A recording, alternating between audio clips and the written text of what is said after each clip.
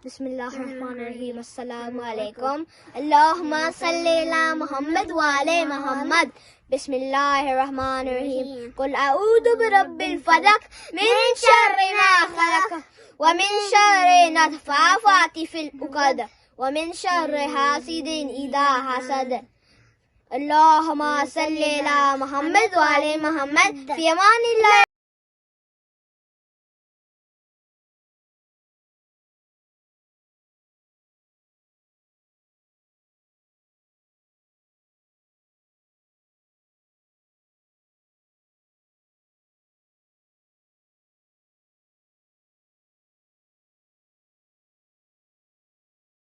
Assalamu alaikum and welcome to this global webinar. I'm Fahima Ahmed, your host for today, and I'd like to welcome everybody that's watching from around the globe and streaming tonight.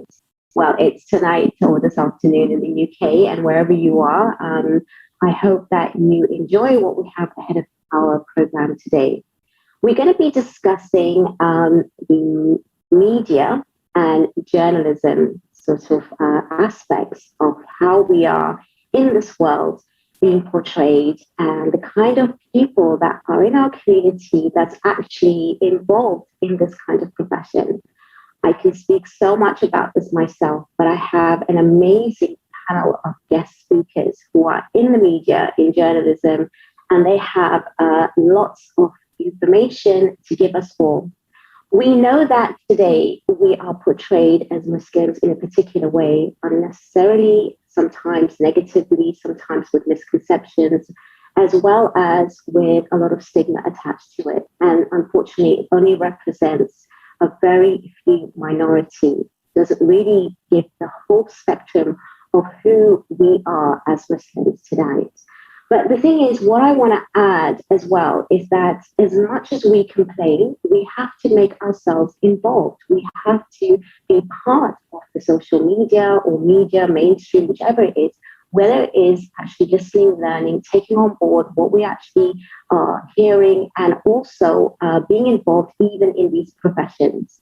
We have with us tonight a number of guests who's going to speak about their experience and their work. And if you do have any questions, please make sure that you write them in the box if you're watching. And also we will answer them at the end of the program. We will start now with our sister, and I will introduce Sister Sara Salimi. Some of them have huge biographies and they have done extensive work.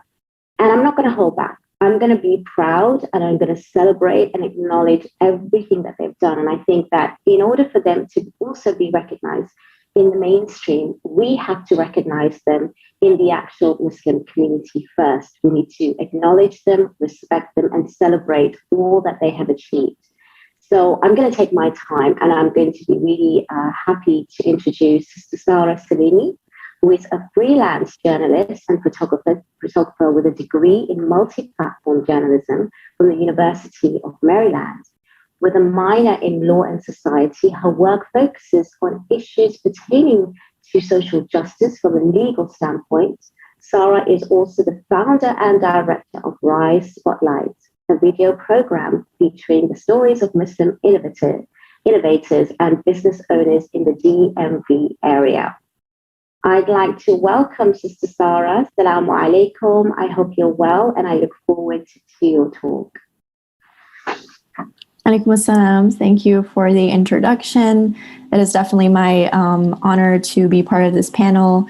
And I think I'm one of the younger panelists, but I hope to both share my experiences and inshallah learn from the experiences of my fellow panelists. So just to begin, what I'm basically talking about today is the importance of having Muslim voices and perspectives in the media, and in some ways learning how to best communicate our narratives while staying true to what we stand for. And so as opposed in some ways to blending with the status quo for the sake of fame and recognition. And so just to make sure I am starting the talk, or are we introducing our panelists, or are we getting right into it? Please continue with your talk. Okay. So I'm basically going to start off with a topic that I think all of us in some ways are very much aware of, and that is the negative portrayal of Muslims in the media. And oftentimes what we ask ourselves is, okay, so what can be done? Because one of the initial reactions we all have to this is frustration and complaining and sometimes getting heated because it happens way too often. And in some ways, a lot of our youth, especially myself and those who are possibly younger than me, have grown up in school environments and professional environments, being used to this idea of Muslims being portrayed in negative ways in the media. And that is something we are very much used to, but I'm kind of going to change the gears in this talk and discuss ways that we can take a more proactive approach to these negative sentiments in ways that through our involvement, through our meaningful involvement in careers in media and in our communities, we can change that narrative around so it resembles more of who we truly are and the contributions we are able and have the potential to make. So we're here today to discuss why it's not just being enough that makes us, truly capable of narrating our stories. In some ways, it's good to be frustrated and it's good to be upset about these narratives, but in Islam, we are often encouraged to go further than that and to go above and beyond when it comes to standing for what we know is right. And as we know, there are lots of wrongs today in our media and in portrayal of Muslims and other minorities, for that matter, that we truly do have the power to change with the work that we do. And so I'm going to make the distinction between truthful stories and purposeful stories. Because oftentimes, even in the ways Muslims are portrayed in the media, oftentimes when we do want to have that presence, the presence is truthful, but it doesn't necessarily serve a purpose that reaches the true potential of Muslims and what they are able to offer. And so I'm going to focus on this word purpose in this talk because it's key. Purposeful stories do justice to people. And this theme of justice is something that as Muslims we are very much familiar with, but oftentimes we limit it to things like attending protests or being involved with activism, not realizing that sometimes the true implementation of justice is in the way we carry ourselves, in our words, in the way we present our stories, in the careers that we are in the work that we do. And I'm kind of going to focus on how it is that we can implement this justice when it comes to being involved in media. And possibly the most crucial lesson I think I personally learned in studying journalism was the idea that you get closest to the heart of stories when you talk to people who are most directly impacted by them. And one of the prime examples that really taught me this was a senior year of undergrad capstone I was doing in basically a cooperation with the PBS NewsHour, where our team was exploring the legal basis for a project where we talked to Maryland's juvenile lifers. And to give a bit of a background, the legal basis for our work was the fact that the United States is the only country in the world that condemns minors to life in prison. And this is something that the Supreme Court has actually declared unconstitutional, but a number of states in the United States, including Maryland, are ones where juvenile lifers still have not gotten a chance at parole. And a lot of times, you find that they get into their 50s and 60s and are still waiting for a chance at getting that parole.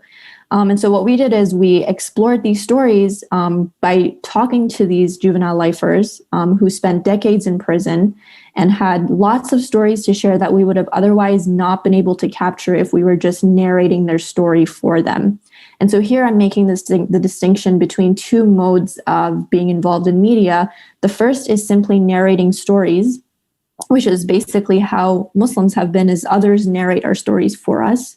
And the second way is actually getting into the characters of that story, talking to them, interviewing them, seeing them shed tears of their years of being away from their families. And that's when you have a true story to tell.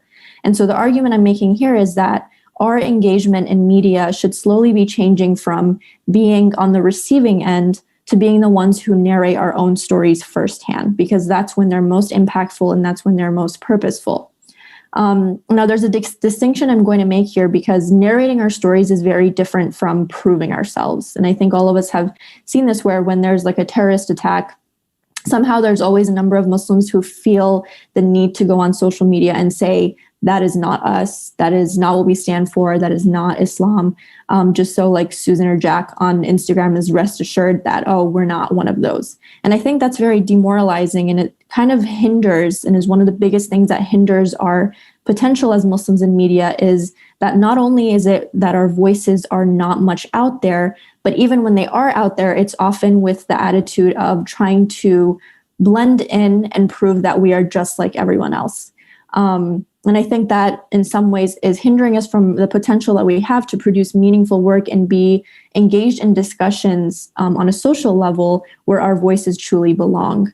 And so I think all of us know that it's a given, and it's something that we don't need to prove, or we don't need to feel the need to prove, that Muslims are passionate, they are compassionate, they are truthful, they are just, because this is our teaching.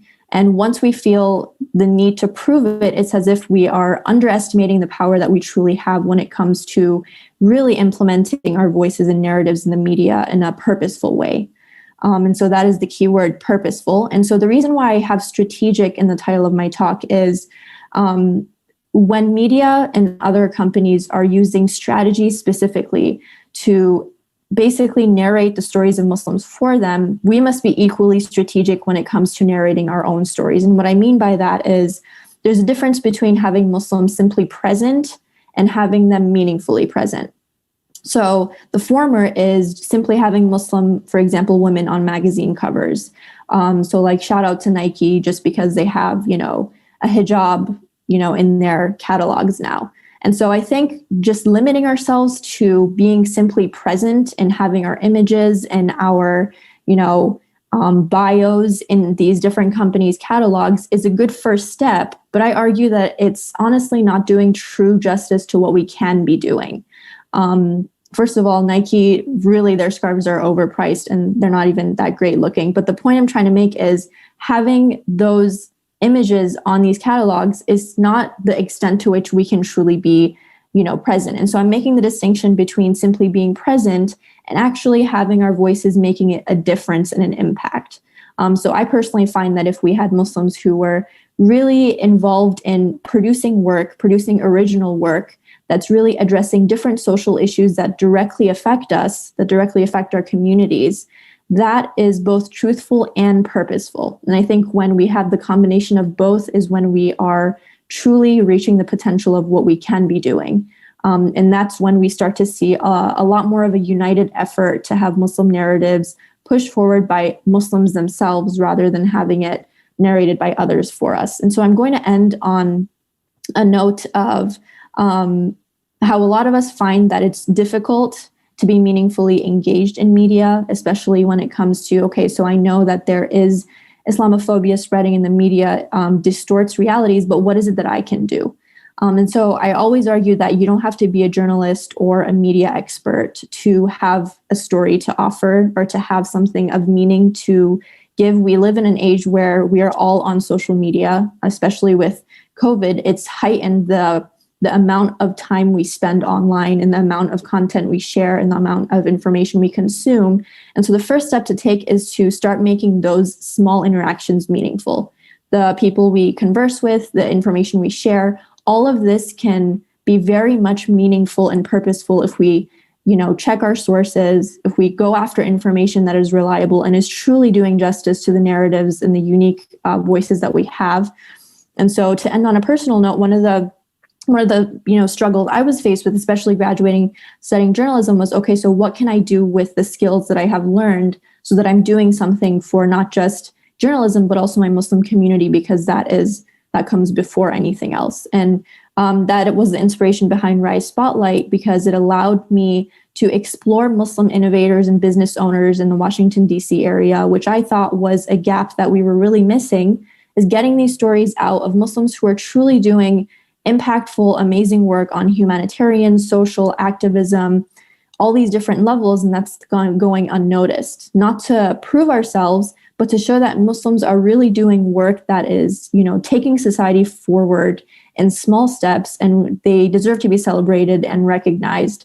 And that is, I think, something that we all can do in our limited capacities, is taking proactive rather than reactionary steps to really narrate our own stories before others narrate it for us. So that's all I had. Thank you all for listening. And I look forward to hearing from our other panelists. Thank you so much, Sister Sarah. That's an absolute amazing start to the program. It's so amazing to hear someone so young and inspirational. And you really highlighted, even for myself, with regards to being involved in the media with meaning and purpose. I think it's really important that we also, like you mentioned, when anything was to happen, we always feel that we have to be apologetic and we have to also be sort of like defensive about what's going on, when actually we can be quite reactive in all the things that you've highlighted, which is absolutely brilliant. And I loved everything that you've said. I think it's so important that we have these kind of skills and tools and strategies in order to bring ourselves out there, even if we're only watching and listening and we are reacting, but we're doing it in the correct format, which is actually going to benefit everybody. Because again, like you said, our faith stands for what it does in a way that we don't need to prove it, but we just have to place ourselves in the correct manner in order to portray, whether it's in front of the camera or behind the scenes, commenting in whichever direction that you choose. So thank you so much for that. I will definitely be taking note myself, and inshallah, so will everybody else with regards to what you've said. We do come on to our next speaker, who is Sister Sundus Al-Assad. And she is a Lebanese freelance journalist based in Beirut. She's interested in covering the human rights situation in Bahrain and has since February 2011. She's a postgraduate student of literature and law. Sundus is a social and human rights activist as well. And I would love to introduce her tonight. Assalamu alaikum. How are you, Sundus? Unfortunately, I can't hear you. Assalamu alaikum. Alaikum salam. Peace be upon you all. Thank you for having me in this special event. I would like to thank my fellow sister for her brilliant representation. Thank you for having me today in this special panel on journalism working. And definitely I'm gonna talk about my experience about covering the Bahraini uprising since its onset in February 11.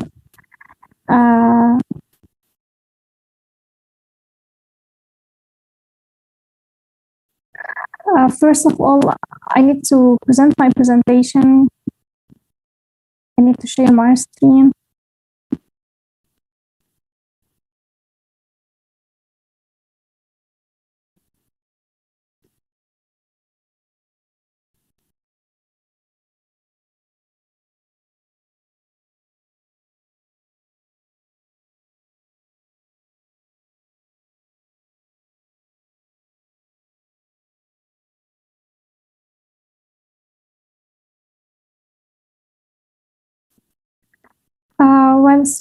I'm gonna talk today about the situation of journalism in general in Bahrain, and the title of my presentation is gonna be the usurpation of journalism in Bahrain. First of all, I'm gonna present a very quick historical background about the work of journalism work in Bahrain.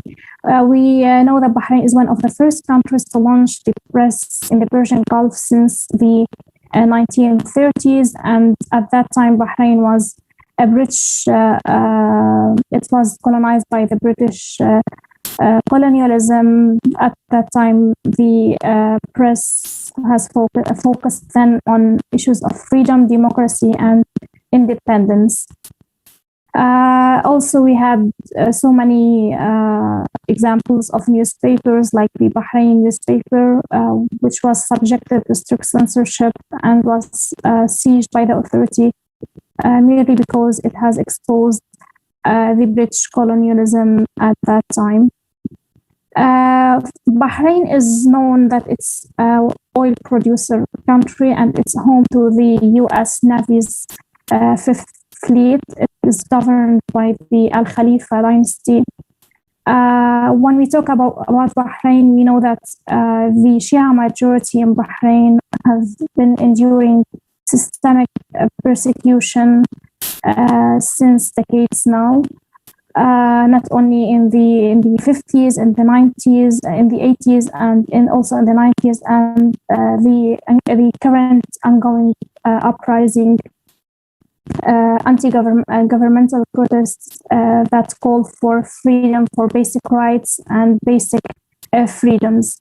The people in Bahrain have protested, have kicked off to the streets in February 2011, calling for a new constitution, an elected government, basic freedoms, to investigate allegations of torture, because Bahrain is well known for its culture of impunity.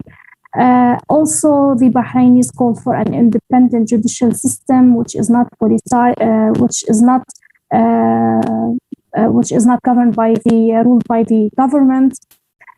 So those the Bahraini journalists who dare to speak about the situation there and to expose to the world what's going on in Bahrain have been since incarcerated, investigated, summoned on daily basis, and many of them have been also banished outside of Bahrain. On the contrary, we see that the state media, it's a source of hate speech and a negative stereotyping of the opposition, of the peaceful opposition, which is a way of means of revenge against the protesters. We see that, and for example, in April 2011, the Bahraini TV broadcasted a special episode in which athletes who took part in the protest have been persecuted online on the live during that episode. Also, we have many journalists who use the media in Bahrain to promote this culture of hate speech, of sectarian targeting of the majority of the people, very extremist terms against the peaceful opposition, which counts to 70% of the general population in the country. We see that those journalists who dare to work in journalism, as I have said, in Bahrain, to show the world what's going on the ground, have been many of them have been facing a lot of penalties, they have been persecuted merely because they have dared to say the truth, to show the world that Bahrain is a fertile environment of torture and of human rights violation. Though Bahrain has signed so many international conventions, but unfortunately it doesn't respect them, and it targets the whole community, and of course the journalists are part of this systemic campaign against anyone who dare to call for freedom or to manifest what's going on ground. But meanwhile, we know that there are many restrictions in Bahrain against free journalistic work. No local journalists can work freely in Bahrain. Also, no foreign journalists can access or visit Bahrain because the only media that can operate or work freely in Bahrain is the state media, and so the people's voice is silenced, and nothing is. They aren't able to tell what's going inside their country. So many of them have turned into social media, but also the Bahraini laws and legislations and the government have also persecuted them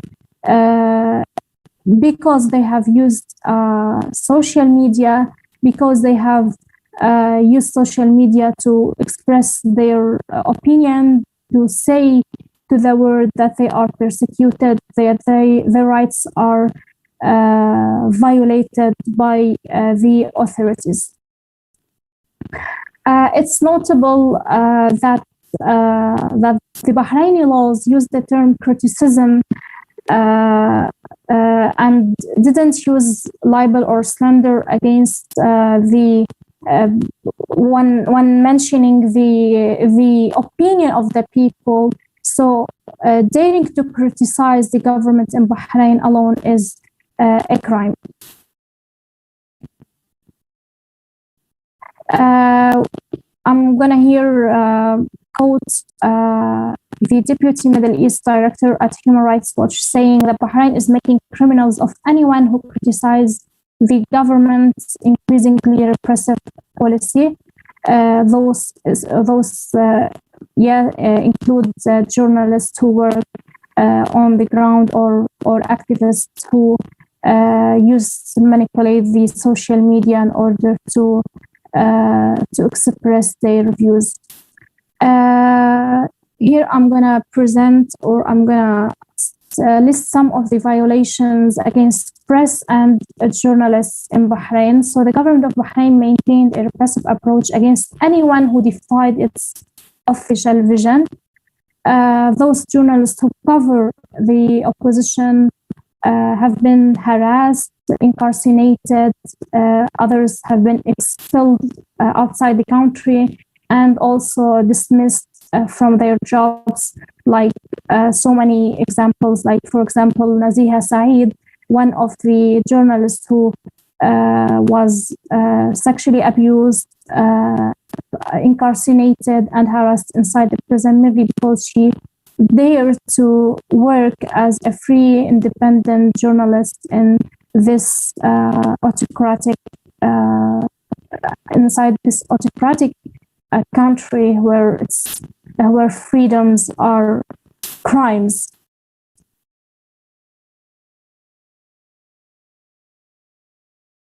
Meanwhile, I've said that no space for journalistic work in Bahrain, no space for independent press. The government has closed down newspapers and blocked websites and dismissed more than 160 employees from their work because they have took part in the pro-democracy protests. At the beginning of the 2011 events, more than 100 journalists and photographers were fired, and only 4 of them had been returned to their work at this time.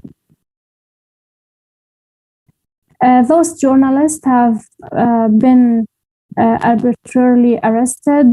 According to the Committee to Protect Journalists, Bahrain is one of the 10 worst countries in terms of jailing journalists while doing their job in covering the events, which means that freedom of the press has never been endangered as it's today. And it should be noted that all those who had been prosecuted in Bahrain have been subjected to illegal trials by the Bahraini unjust judiciary. I mentioned earlier that most journalists have had their nationality revoked merely because they have practiced their work. Bahrain has withdrawn the nationality of 7 journalists and social media activists since the wave of the anti-governmental protests in 2011.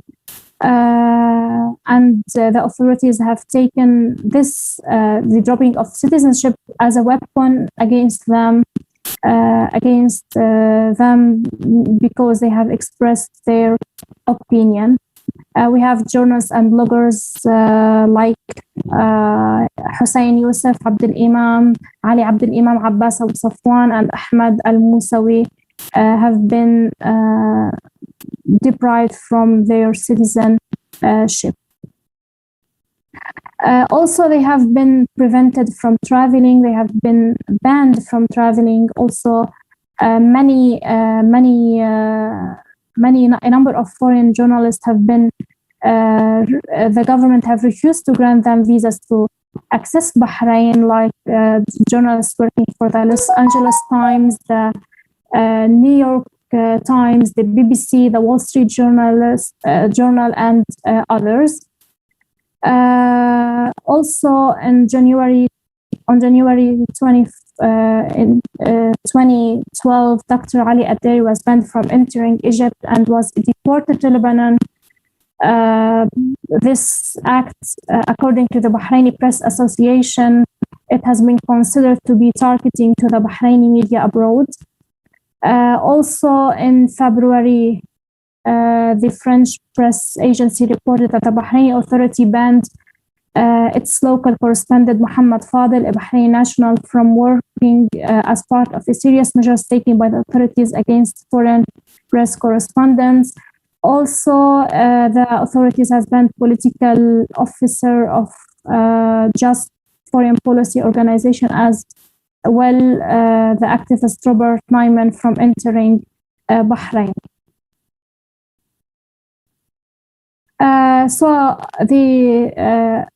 Also, not only they have been banned or have had their citizenship revoked, they have been killed. We have 3 journalists who have been killed: Abdul Karim Fakhrawi, and the photographer Ahmad Ismail, and the blogger Zakaria Al-Ashiri. Those journalists have been killed since the beginning of the uprising in 2011. We know the case of well-known human rights advocate and blogger Nabil Rajab, who have been imprisoned and incarcerated merely because he expressed his opinion on social media, on Twitter in particular. And meanwhile, Nabil Rajab has been freed, but also he have been freed on because he have been freed by an alternative penalty, but he is not allowed to resume his work and complete his activism regarding the human rights situation in Bahrain. And there is still a list of targeted attack of many journalists. I've mentioned the case of Naziha Saeed and others who have been deported outside Bahrain. So this is taking place in Bahrain because of the widespread culture of impunity. Those who have been involved in torturing and harassing journalists and also in murdering them haven't been held accountable, and because they have been protected by the government. And haven't been held accountable in so many cases, in the murder of Zakaria Al-Ashiri, Karim Fakhrawi, and others.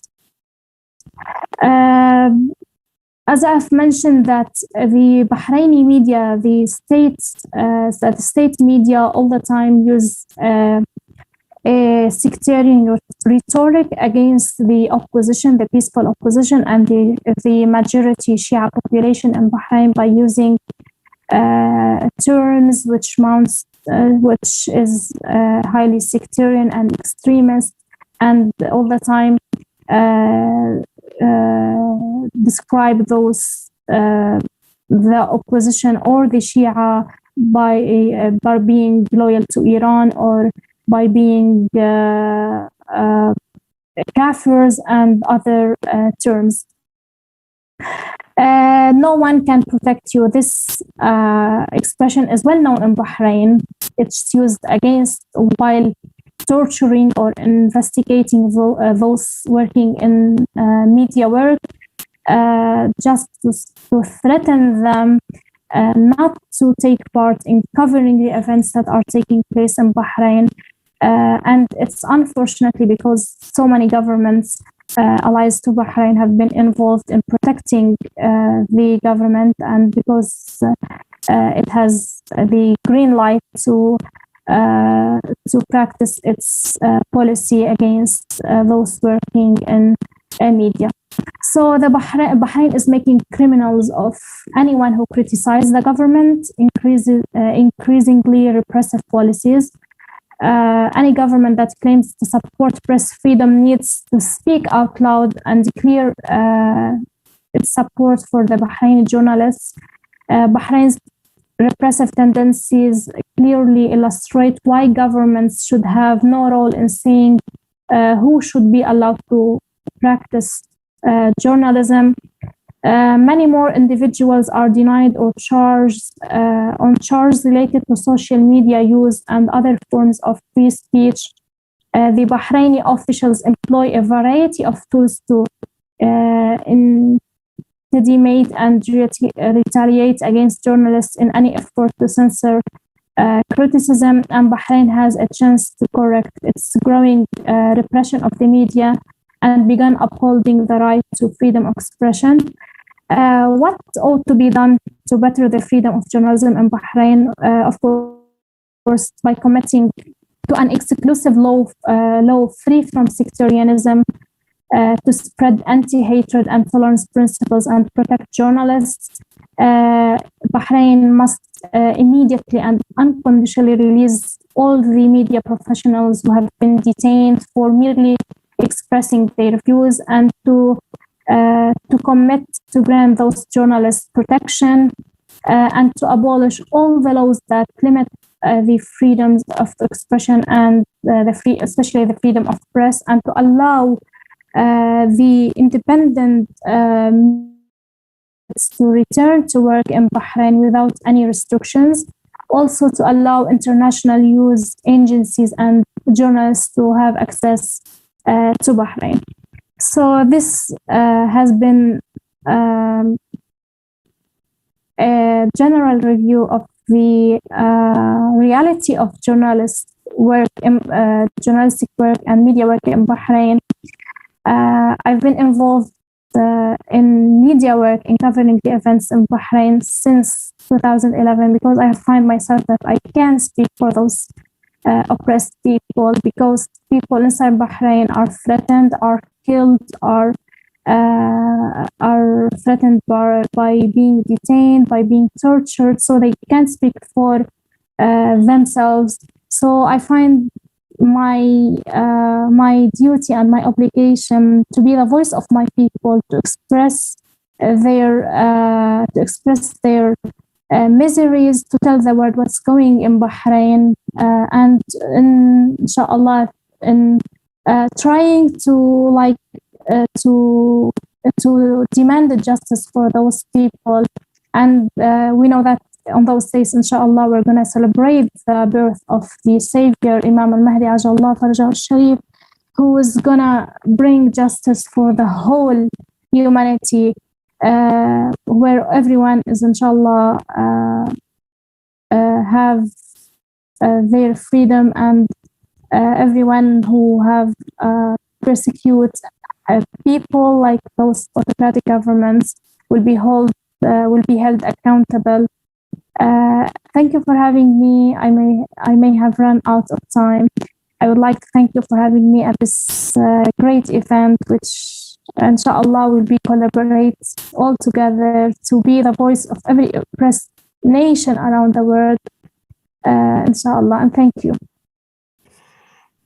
Thank you so much, Sister Sundus. That was an amazing investigation that you have now highlighted for us all to be informed about the injustice and the suffering. And it's really incredible that you have taken this upon yourself, especially to be the voice of those that do not have the freedom. I know we do complain a lot in the West, but listening to what you have just highlighted has made us, and me personally, realize how fortunate we are.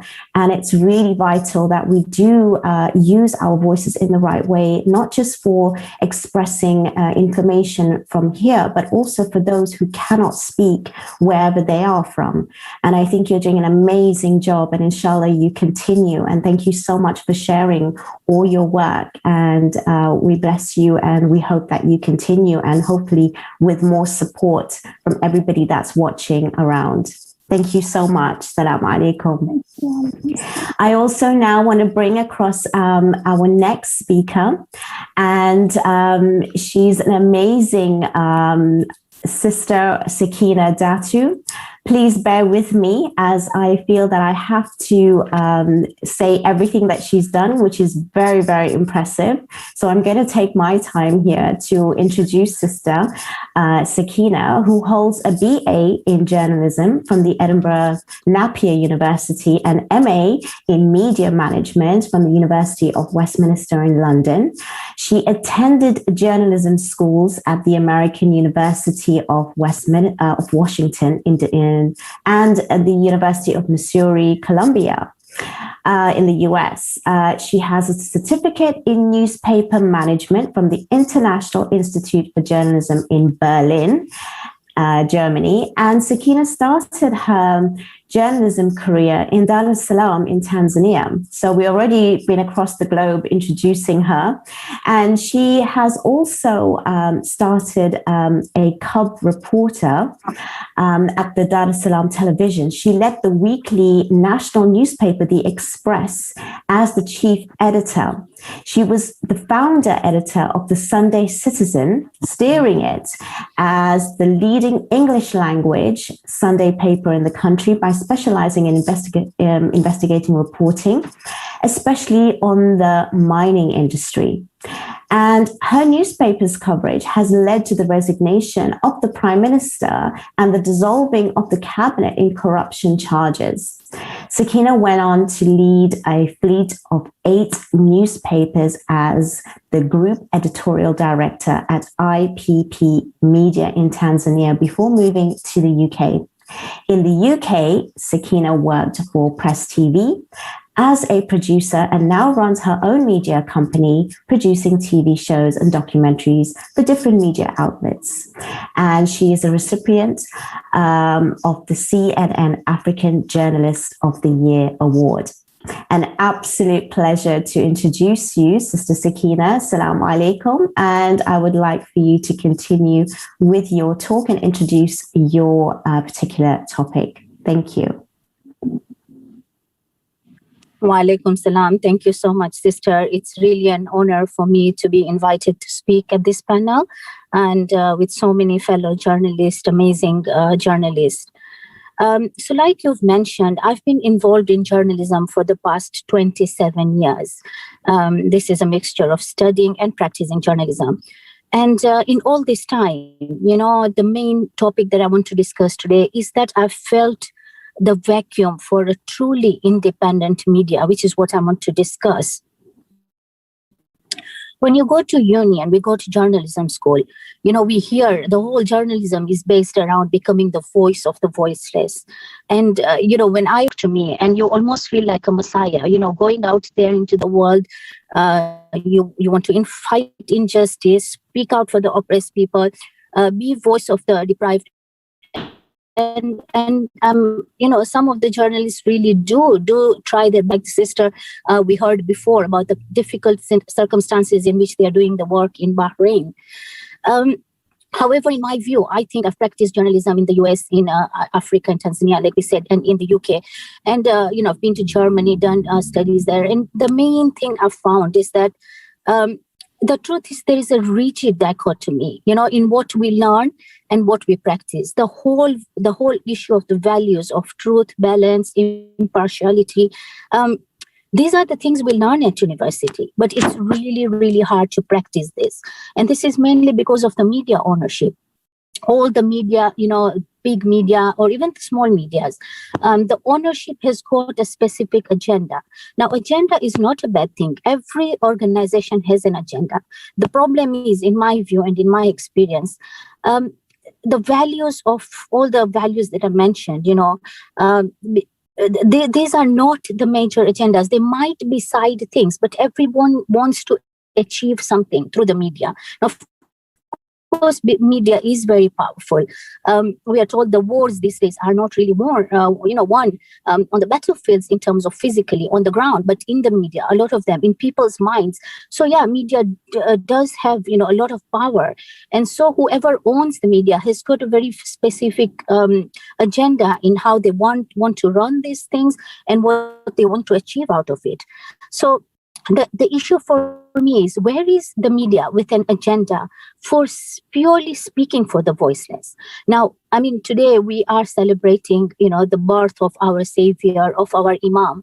And I always, whenever this day comes, I'm always thinking, we always hear about the 313 who will be with the imam, who will be the helpers of the imam. And we're all wondering and we all think, the kind of qualities these people will have. Of course, all of us want to be part of that. And personally, and this may not be scholarly or correct, but it's my thinking. My thinking is that perhaps, given the world we live in now, given the kind of communications we see, maybe he needs these 313 journalists.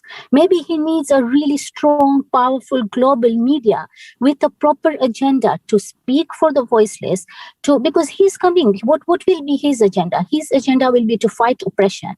And so he will need these people to speak and to take his word around the world. And maybe these are the 313 that we need to cultivate.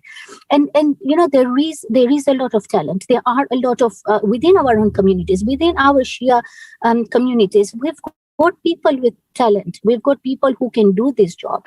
But the major problem, in my view, is the ownership and the existence of such a media.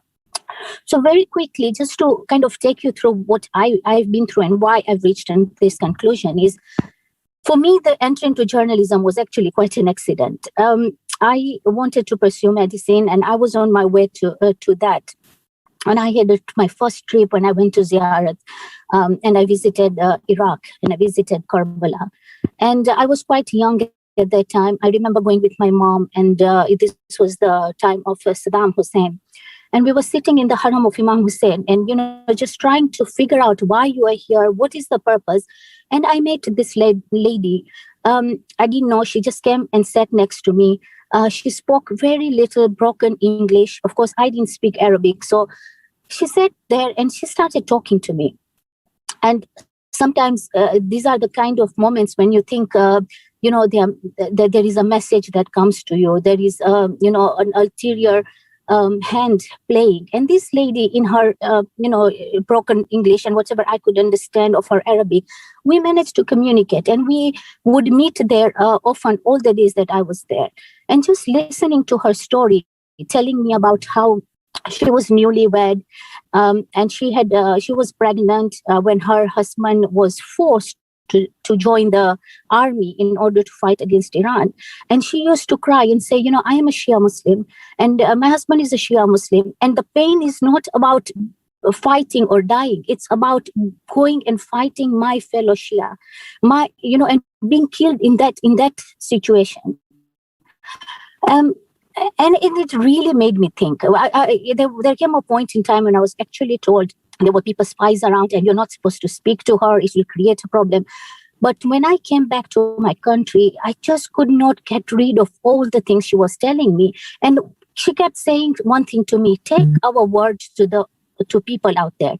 Go and tell our stories to others, because we can't do that. I cannot tell anyone what is happening with me. And I think when I came back and I had some, dreams in which I saw different things and whatever the prophecies were, but I thought, okay, this is it. This is a message. I need to go into a field whereby I can I can do this job. I can speak for this kind of people. And that is how my entry into journalism. And I've studied in, the US, in the UK. Basically, I've practiced journalism everywhere. And in the West in particular, it's very painful that the media does not give us space. Even when you manage to work in the mainstream media, the agendas are so tight. And yes, we should be there. I'm not saying, we should not be part of mainstream media, but we really, in my view, I think, there's very little we will achieve because you're constantly defending. You're trying to find, you want to say something, and from everywhere you are finding that you cannot convey the message as it should be. And really, there is no other message we want to convey. What agenda do you want to convey other than just simply wanting to fight for social justice? And so I think there is no media. The closest I came to feel like I could do what I wanted to do was when I was practicing journalism in Tanzania. And through my investigative reporting, because we were reporting about corruption and there was action being taken. And so we felt at least, this was something we were speaking out against, something that was oppressive, regimes that were oppressive. We were speaking for the people who lived around the mining community, who deserved to get something out of this, success of mining industries. We were speaking against imperialism. So there I felt like, yes, to some extent. But then, of course, there was promotion and I moved on to the next media. And I led IPP Media, which was a big organization. There were 9 newspapers under it. On the surface of it, it was amazing. But of course, again, media ownership, the man who owned that media was very supportive, really gave me a lot of freedom in print media. But the sister media was a television station, and they were getting a lot of their aid and equipment from Israel. So one of the issues was I cannot write stories that criticize them, or rather I wasn't told in so many words, but whenever I tried to do that, that became a big issue. I could not speak for the rights of the Palestinians. And day by day, I felt like that, I was being curtailed and I could not speak or say what I thought was really important. In the context of Tanzania, of course, our founding father in Tanzania was Mwalimu Nyerere, who was a very strong supporter of the Palestinian issue. So it wasn't just an Islamic perspective. Even from the national values, that is what Tanzania stood for at one point. But again, here we could not speak about these issues. And of course, politically, because I was at that position, things became very difficult. There were threats. And so I left the country and I came to the UK. And alhamdulillah, I've had opportunities here. I've worked for Press TV, where I felt like I was also able to do some good job. But again, Press TV is a state-owned organization. And so there are agendas, of course, more towards what generally we would believe in, but there are agendas.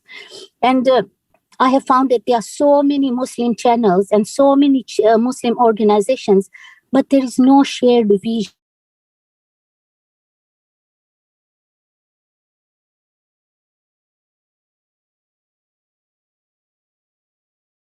Every organization has their own organizations, and we have had problems of funding. We've had problems whereby you work, you don't get paid, unfortunately, for long periods of time. So there is no professionalism. And media organizations or organizations like these cannot go far. We cannot compete with, global world-class media when we cannot put our house in order. So there is a huge need, first of all, of having a shared vision. And then I think of having our own media. If all of our organizations around the world, we have our own small little things, if we were to put this together and have something major and say, okay, this is it. What we are trying to do is we are preparing ground for Imam. When Imam comes, how do we think we are when we hear that we are going to hear the word of, Imam has now come, the truth has come? How is this message going to reach people? Is it going to be some magical voice, or is it actually practical that we will have a media ready for the Imam to announce his vision, his mission, that we will be there to take his word and help him in his work, and that work is purely to bring justice, social justice into the world. So of course, it's not only there is. I strongly believe there is a possibility of us having a really big, strong global media, because then our voices will be heard. And I have seen the scope of this. When we worked at Press TV, for example, we used to see, people watching the show from some of the remote villages, for example, in Scotland. And they would just be flicking through the channels, and they would land and they would be hearing messages, and they would be thinking, this is an alternative view. We've never heard this view on the mainstream media. So it had nothing to do with being a Muslim or being a Shia, but it resonated with them, the message, the alternative voice they were hearing. So the scope is out there.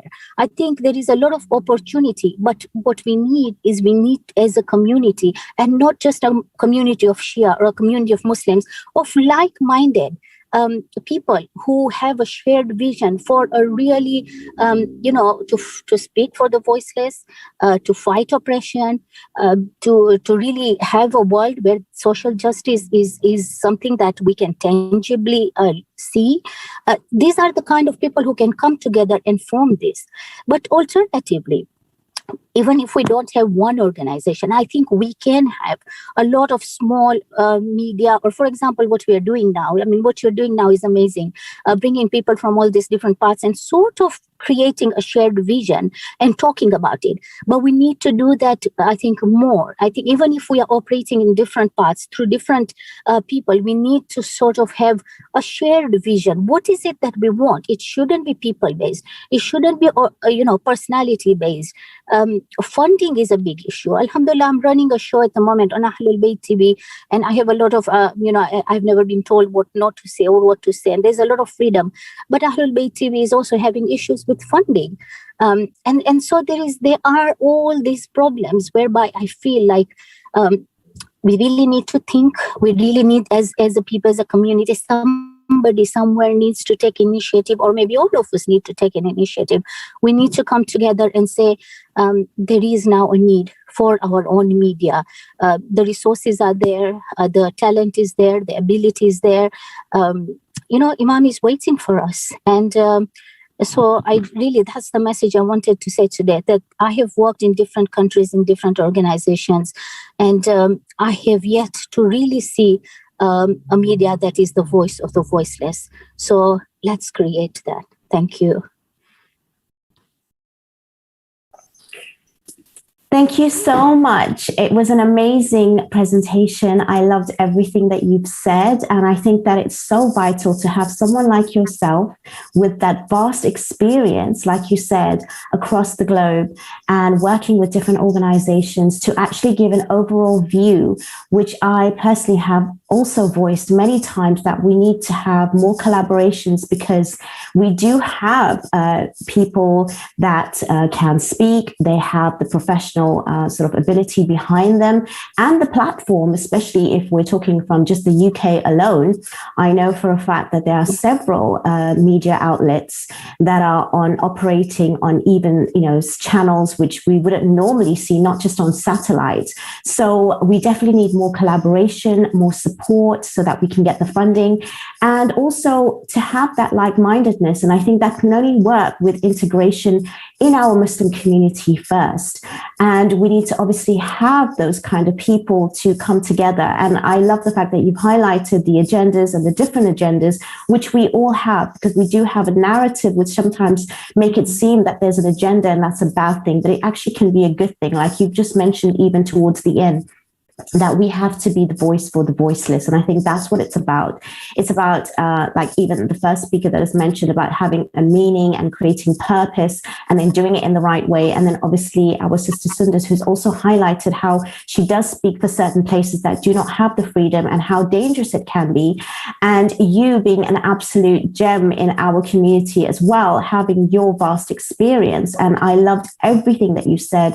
And inshallah, we hope to see more of your work and more collaboration, and not just on these kind of platforms, which is amazing to give us a start. And we hope to only continue. So thank you so much for your time and your talk. And we hope to hear more about some of the questions that we have from the audience.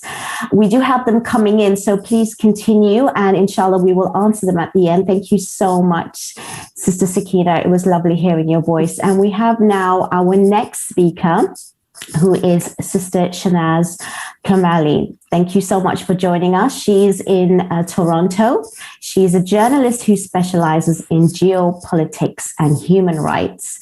She is a freelance writer and journalism instructor at Ryerson University and the University of Toronto.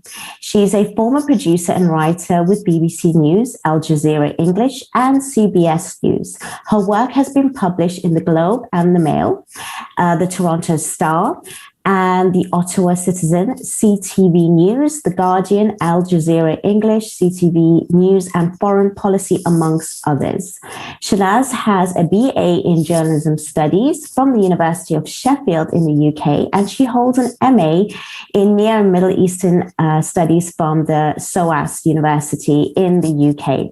Thank you so much for joining us. It's an absolute pleasure to have you here today, and I'd like to leave it to you to introduce your topic and to continue with your talk. Assalamu alaikum, Fahima. Thank you so much for the lovely introduction. I too feel very humbled and privileged to be here today amongst such an esteemed panel of journalists and activists.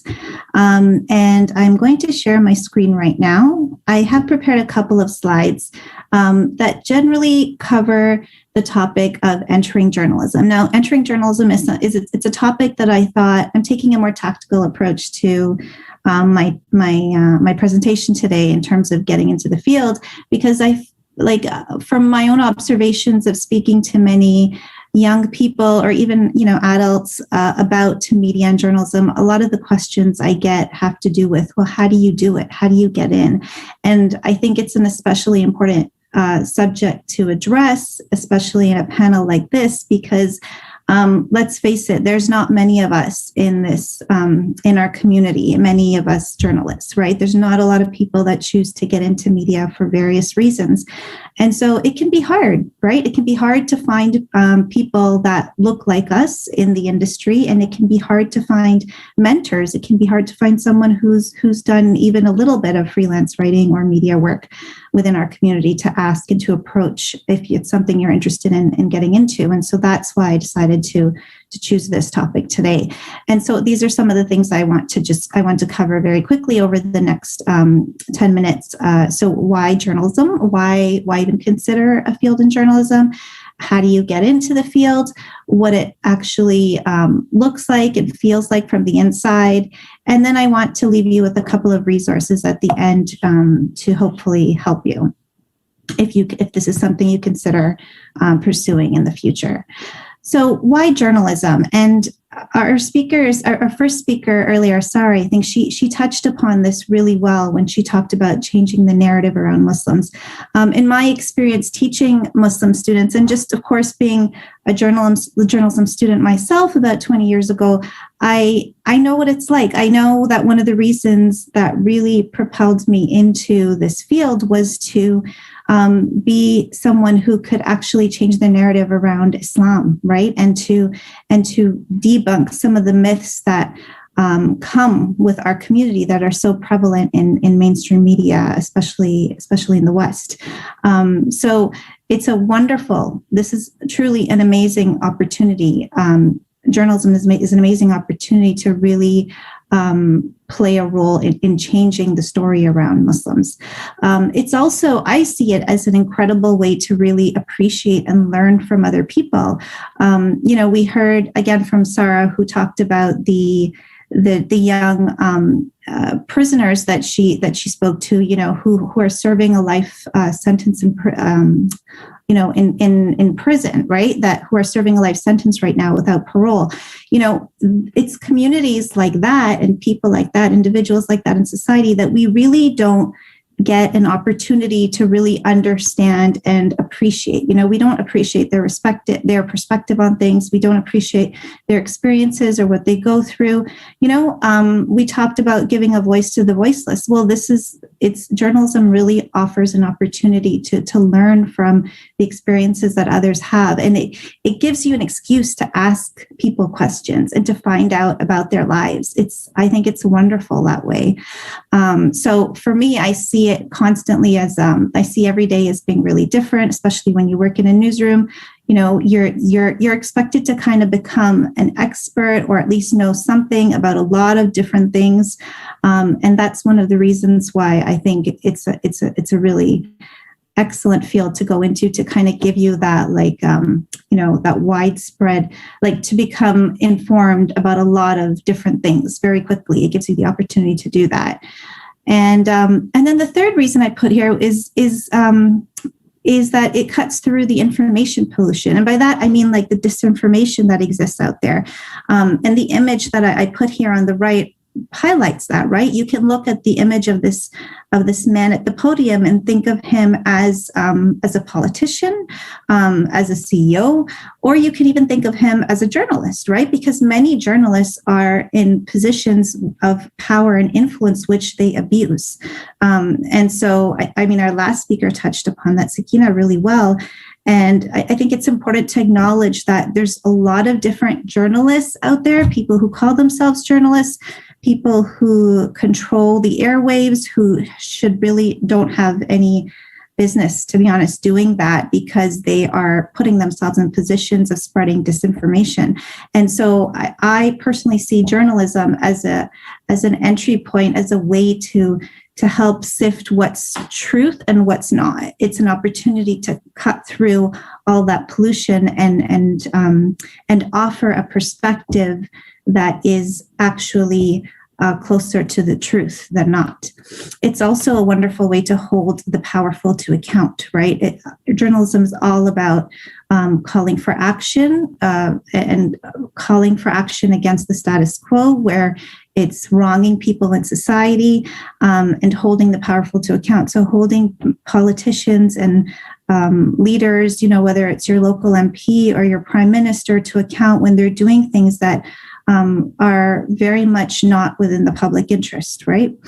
And so many of the stories that I've written over the last 20 years have really kind of reflected these last 2 points. And I guess I should mention too, the talk on Bahrain was particularly interesting for me, because it was Bahrain and the uprising in 2011 that really kind of opened my eyes to human rights journalism, and it really like shined a light for me on how incredibly oppressed and victimized so many Shia communities are across the Middle East. And so that's an area that I continue to have a lot of interest in, and I'm always trying to bring to the attention, and sometimes successfully, to bring to the attention of mainstream news editors. So a lot of the work I did around Bahrain in covering the Arab Spring protests was published in Al Jazeera English. But over the last 10, 15 years, I've had some success in publishing op-eds around Shias in Saudi Arabia and in Bahrain, to publications like CBC News and the Toronto Star here in Canada, and The Guardian in the UK. So how do you get into journalism? It's a combination of, hard skills and soft skills. And so the hard skills, the technical skills you need are really strong news writing skills. And I highlighted the word news here because writing news stories is very different from writing an essay, okay, or writing a report about something. It has a specific structure to it, and it requires a lot of practice and a lot of understanding in terms of how to write succinctly and concisely. And so, whether you work in TV or whether you work in radio or newspapers and online, you're required to have very strong news writing skills. And that's something that you develop in journalism schools and in courses that you take. You also need to have excellent research and interviewing skills. And that too is these are skills that you're not expected to just have. You do have to undergo training, again, through journalism schools, in order to build these skills and to strengthen them. And then on the soft skill side, you need a lot of tenacity, you need a lot of passion, and you need a lot of grit. And I have no doubt that everyone else on this panel will know exactly what I'm talking about when I say that. I mean, these are characteristics that somebody could argue you need in any industry. But the thing about journalism is that, you know, it's really tough work, and you're not compensated often in payment. You know, Sakina mentioned this, but even if you do get paid for your work, you know, which you most definitely should, it's often not commensurate with the amount of work that you put in. And then, you know, you come across a lot of roadblocks when you're in it, right? And so, you know, it's so important to really only choose this path if you truly have the passion and the perseverance to stay within it. And then most crucial, I think is important to mention too, is a willingness to veer outside your comfort level. And by that, I mean, you know, if you're not the type of person, if you feel uncomfortable with speaking to random strangers and asking them questions, you know, this is a skill. This is a skill that you most definitely will develop and strengthen when you take a journalism course or go to journalism school.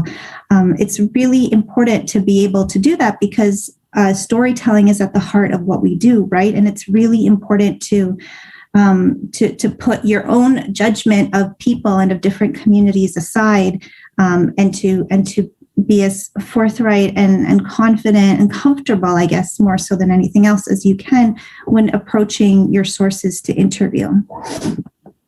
So how do you get into journalism? It's pretty much, I guess I'm speaking here in Toronto. I have worked in media in the UK. I haven't worked in the States, but I know that the model is pretty similar in the US, Canada, and the UK in terms of how you get a job in the field. And you do pretty much need some kind of certification. And by that, I don't necessarily mean a degree. There are journalism diplomas you can take. You know, there are certificate programs that you can take. You do need basically to show that you have the technical know-how to do the job. And the way you demonstrate that is by getting some kind of certification from a university or college or institute. And so you'll have to forgive me because my images here, I know, are very Western centric. They feature journalism schools in Toronto and the UK and the US. Amongst them are, you know, Columbia is the one on the right, Ryerson, where I teach, is the top right. And then the one on the left is City University in London. Of course, these are not all the schools that offer journalism programs. They're just considered to be amongst the leading ones, at least within the UK, the US, and Canada. But, you know, there are many, many schools out there that offer it.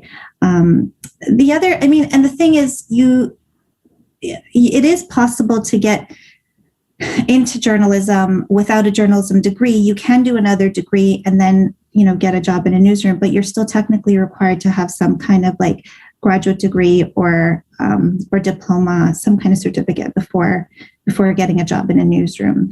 The other entryway into journalism is to freelance, right? Which involves you pitching your own story ideas to an editor. You know, and generally speaking, if you're pitching to mainstream media, they are going to want to know that you have studied, you know, again, that you have some kind of certification to back up your experience.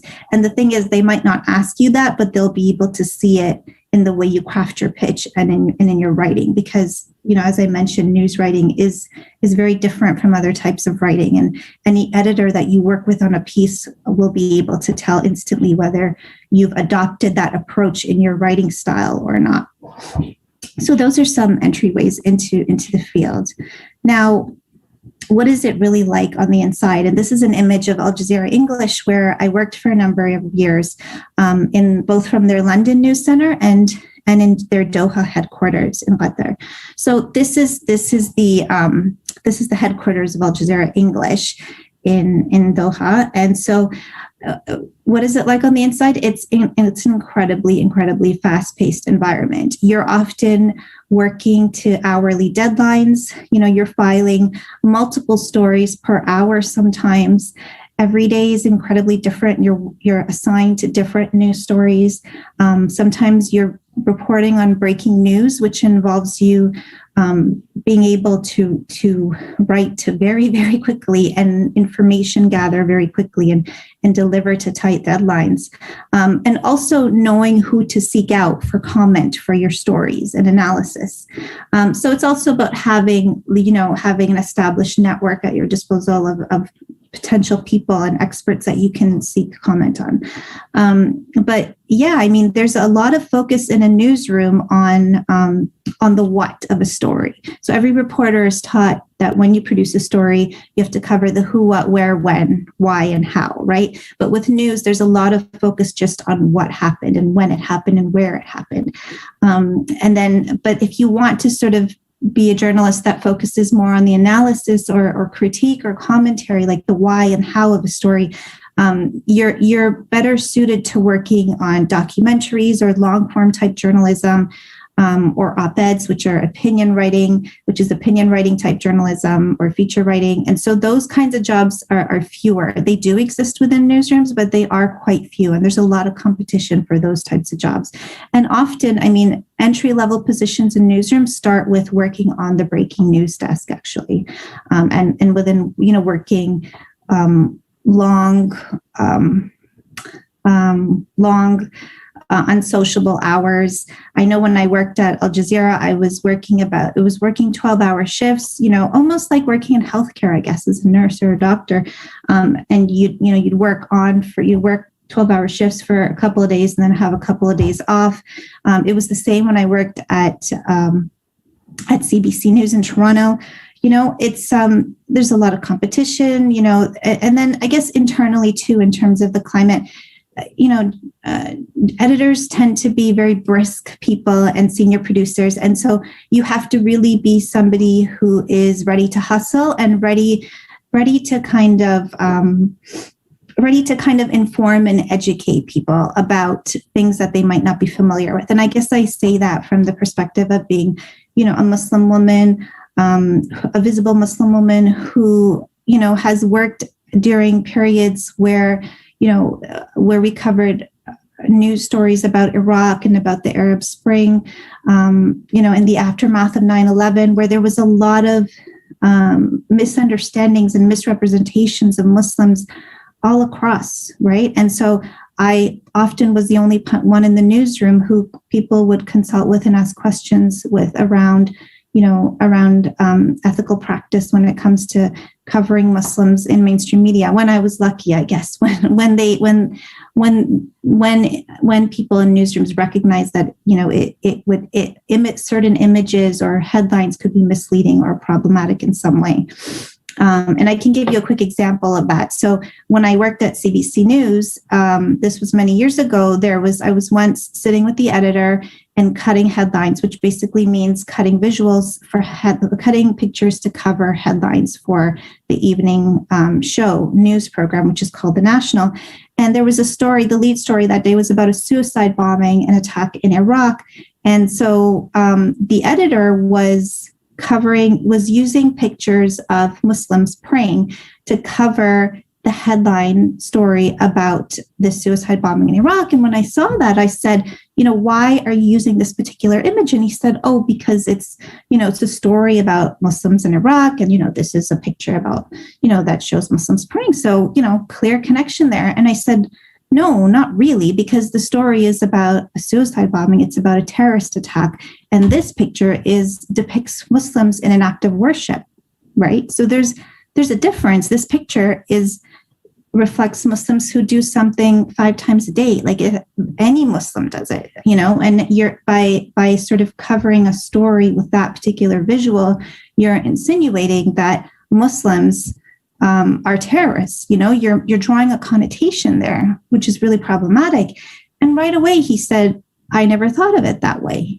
Thank you for bringing that to my attention. So, it's little things like that I think can really help alleviate the misrepresentations that we see of Muslims and Islam in the media. And it just goes to show, I think it speaks to how important it is to have representation within newsrooms from our community.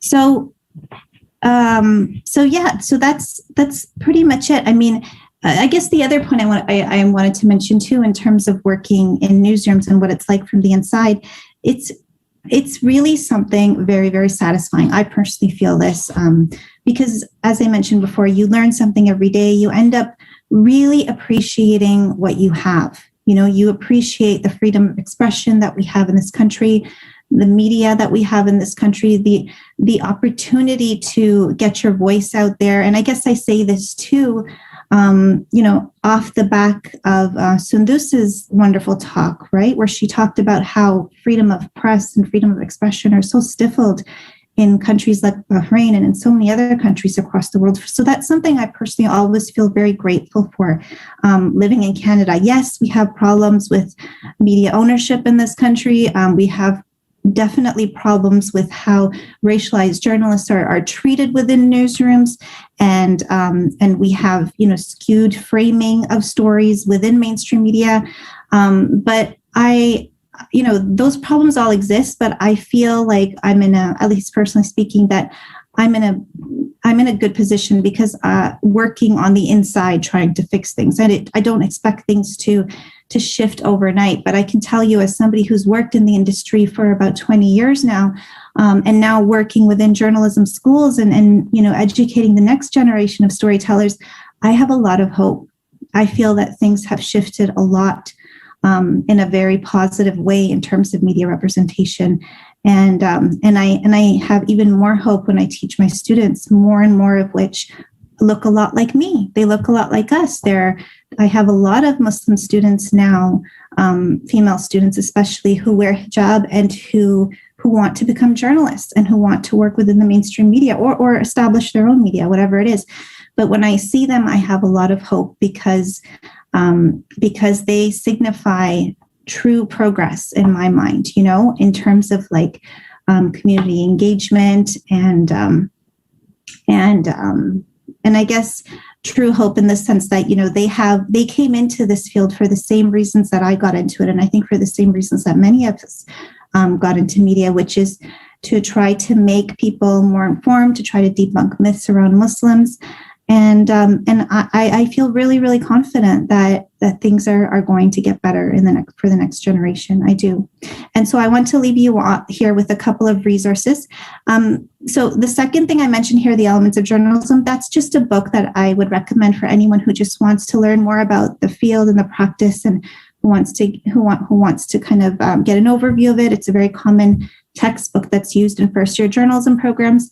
JOC on Slack and Facebook. So JOC stands for Journalists of Color.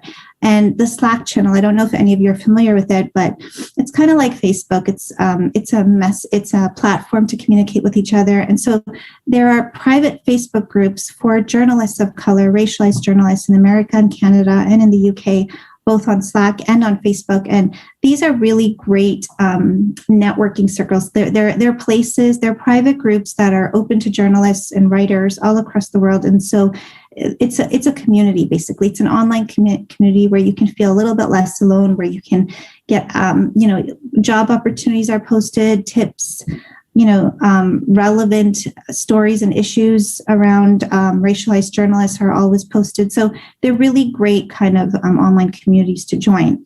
I've included my email here for anyone that wants to learn more about how to getting into the industry or just anything about it generally.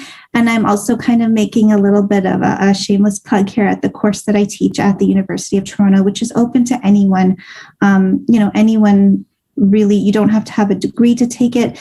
It's just it's just a course that's part of the School of Continuing Studies at U of T. It's an online course and it's called Journalism Essentials. And then the last thing I posted here is hashtag JRNEDU, which is just a hashtag that I use a lot on Twitter. If you happen to be active on Twitter, I post a lot of job opportunities that I come across and tips, and again, just ideas around journalism that you might be interested in. So that hashtag is worth checking out too. And that's all. Thank you so much. Thank you so much for that very inspiring chat. It's really, really vital that we do have someone like yourself to show us and teach us what it's really about. And you're not just coming from one perspective, because you have such a vast experience in different channels, again, and different platforms with different organizations. So if somebody is really wanting to learn about journalism and seeing it through the real eyes, I think you've really highlighted that very well today. And I myself is, in awe of everything that everybody has spoken today, least of all you. And it's really important that we understand how the character is of a journalist and the work that it's involved, what exactly is entailed for real. And, just like with everything, there's good and bad days, but these are, voices out there, narratives out there, which really makes a difference. It does change people's perspective. You are the real influencers, as well as giving information. And the way in which you give that information is completely vital. So, you being an individual, taking on this role, has an impact as to how in which you're going to deliver regardless. And that's what, it's really important that we do understand that as much as we want to have our own narratives, we have to understand our own identities and what is, again, as, the first speaker has mentioned, with regards to meaning and purpose and why we're doing what we're doing. And that's what's going to drive us to actually create the voices that we need to hear today, especially in mainstream media.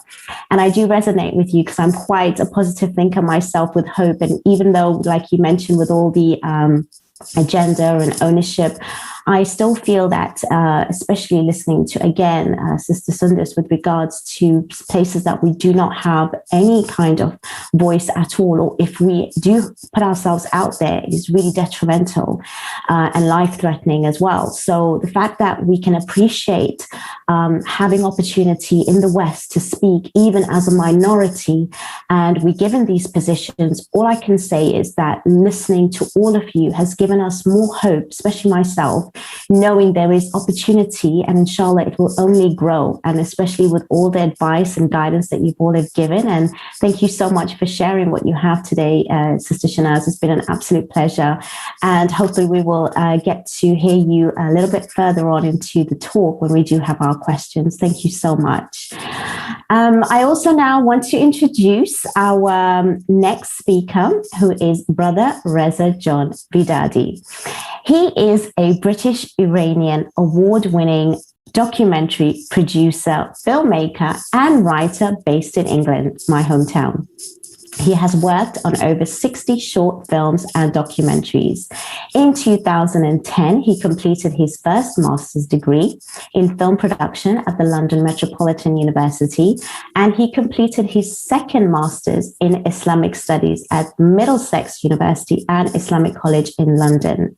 He is currently researching his PhD, examining the Hollywood representation of the Muslim identity in Loughborough University. He writes about the Muslim identity within mainstream media and is active with inter and intra-faith community work in the UK and globally. And with an absolute pleasure, Assalamu alaikum, Brother Reza, how are you today? Inshallah, we look forward to your talk, and please take it away. Okay, thank you very much. Just trying to sort out the camera and the program that I'm going to up the slides I'm going to share. Okay. Can you hear me? Sorry, I just had some technical issues. I had to set up the camera again. Yes, we can hear you. Please continue. Right. So my discussion today, my chat is going to be about I'm going to start my 15 minutes because I know when people go over the time that the allocated audience will get upset. So my discussion today is about the concept of God-conscious cinema. So what is the idea behind this concept of God-conscious cinema? We have films where, films are full of ideologies, full of symbolisms, full of ideas, right? As well as being entertaining and so forth and so on. So you may think to yourself, well, a film for me is just a way of me entertaining myself, wasting some time. It's such a big industry, it's such a big method of transferring ideas and information to people that sometimes you don't realize that you're learning or being programmed or things are going inside your mind whereby using cinema, using film, that's happening. For me, as a filmmaker with a Muslim background and this idea of concept of our religion and our faith and how does that interact with every aspect of our life, and for me as a filmmaker, as a person who's involved in making documentaries and films, it's always interested me, and I'm trying to figure out the concept, the idea behind the this idea of God conscious filmmaking. Same idea could be applied to the God conscious writing books or teaching. The reason that the root for God conscious filmmaking for me comes from the word taqwa. So as Muslims, we know that taqwa is the means, the idea, the concept through which we try to get closer to God by being better, by doing righteous deeds, by avoiding things that are forbidden by within Islam, for example. And it could apply to anyone from any faith, really. So it could be Christian or Jewish or whatever. The idea of getting closer to God in a daily basis, on a daily. And cinema for me is part of that. You know, you can utilize cinema as you utilize journalism, as you utilize any of the kind of media forms and any other aspect of your daily life to see closeness to God. And so if we're spending hours and hours watching films, for example, it's important that we understand, are there people who are producing films that are bringing us closer to God? Are there films that we watch that we didn't even realize were bringing closer to God, but when you sit down and analyze it more, it is actually something that is bringing us closer to God? And so if that's the case, then can we invest more of our time watching those kind of films as opposed to films that don't necessarily bring us to God or may take us away from God? So for me, the idea of God consciousness, the God conscious kind of filmmaking in cinema, kind of it's true, as I said, is from taqwa, and taqwa, the whole point of it is to bring us towards God, to and our understanding of God, which is Tawheed. Now, monotheism is the doctrine of belief that there is only one God. So within that concept, you have many religions that abide by it, right? Then you have the theocentric concept, where having God as the focal point of our thoughts and our interests and our ideas. And so that's the third aspect of it. And then you have the anthropocentrism, where regarding humans, they see themselves as the kind of center of the world. Now, if you can imagine, Allah is on one spectrum, and us getting closer to Allah is the aim of our whole existence. And you have the other concept, which is us, ego, ourselves. And some people just say, no, it's all about me, which is the furthest away from God. We need to find the balance in the middle. And the reason being for that is, if you too much in one direction and avoiding the realities and the responsibilities of dunya, of the world, as Allah says, He has made us khalifs in this world so we can rule righteously according to Him, then we're kind of missing the point, right? With detaching ourselves from reality, from one of the realities, which is being part of the world and helping the mu'mineen and those in need and so forth and so on. And I suppose if you look at journalism, in one sense, it's helping to bring the voice to the voiceless, right? Without us being connected to the world and the needs of the world and just focusing just on ourselves and our relationship with God, we avoid that. Have we kind of completed our purpose in the world by also serving humanity? So this concept of Tawheed, which brings all of this stuff together, all of these three aspects, and that's where taqwa is, and that's where God conscious cinema is. So when we're talking about God conscious cinema, are we talking about films that are religious films? Are we talking about films that just discuss aspects of a specific religion, or personalities within a religion? So there is the idea of religious films. So, for example, films where they promote a specific ideology. So, films about Christianity, films about Judaism, films about Islam. They see the world through that specific perspective.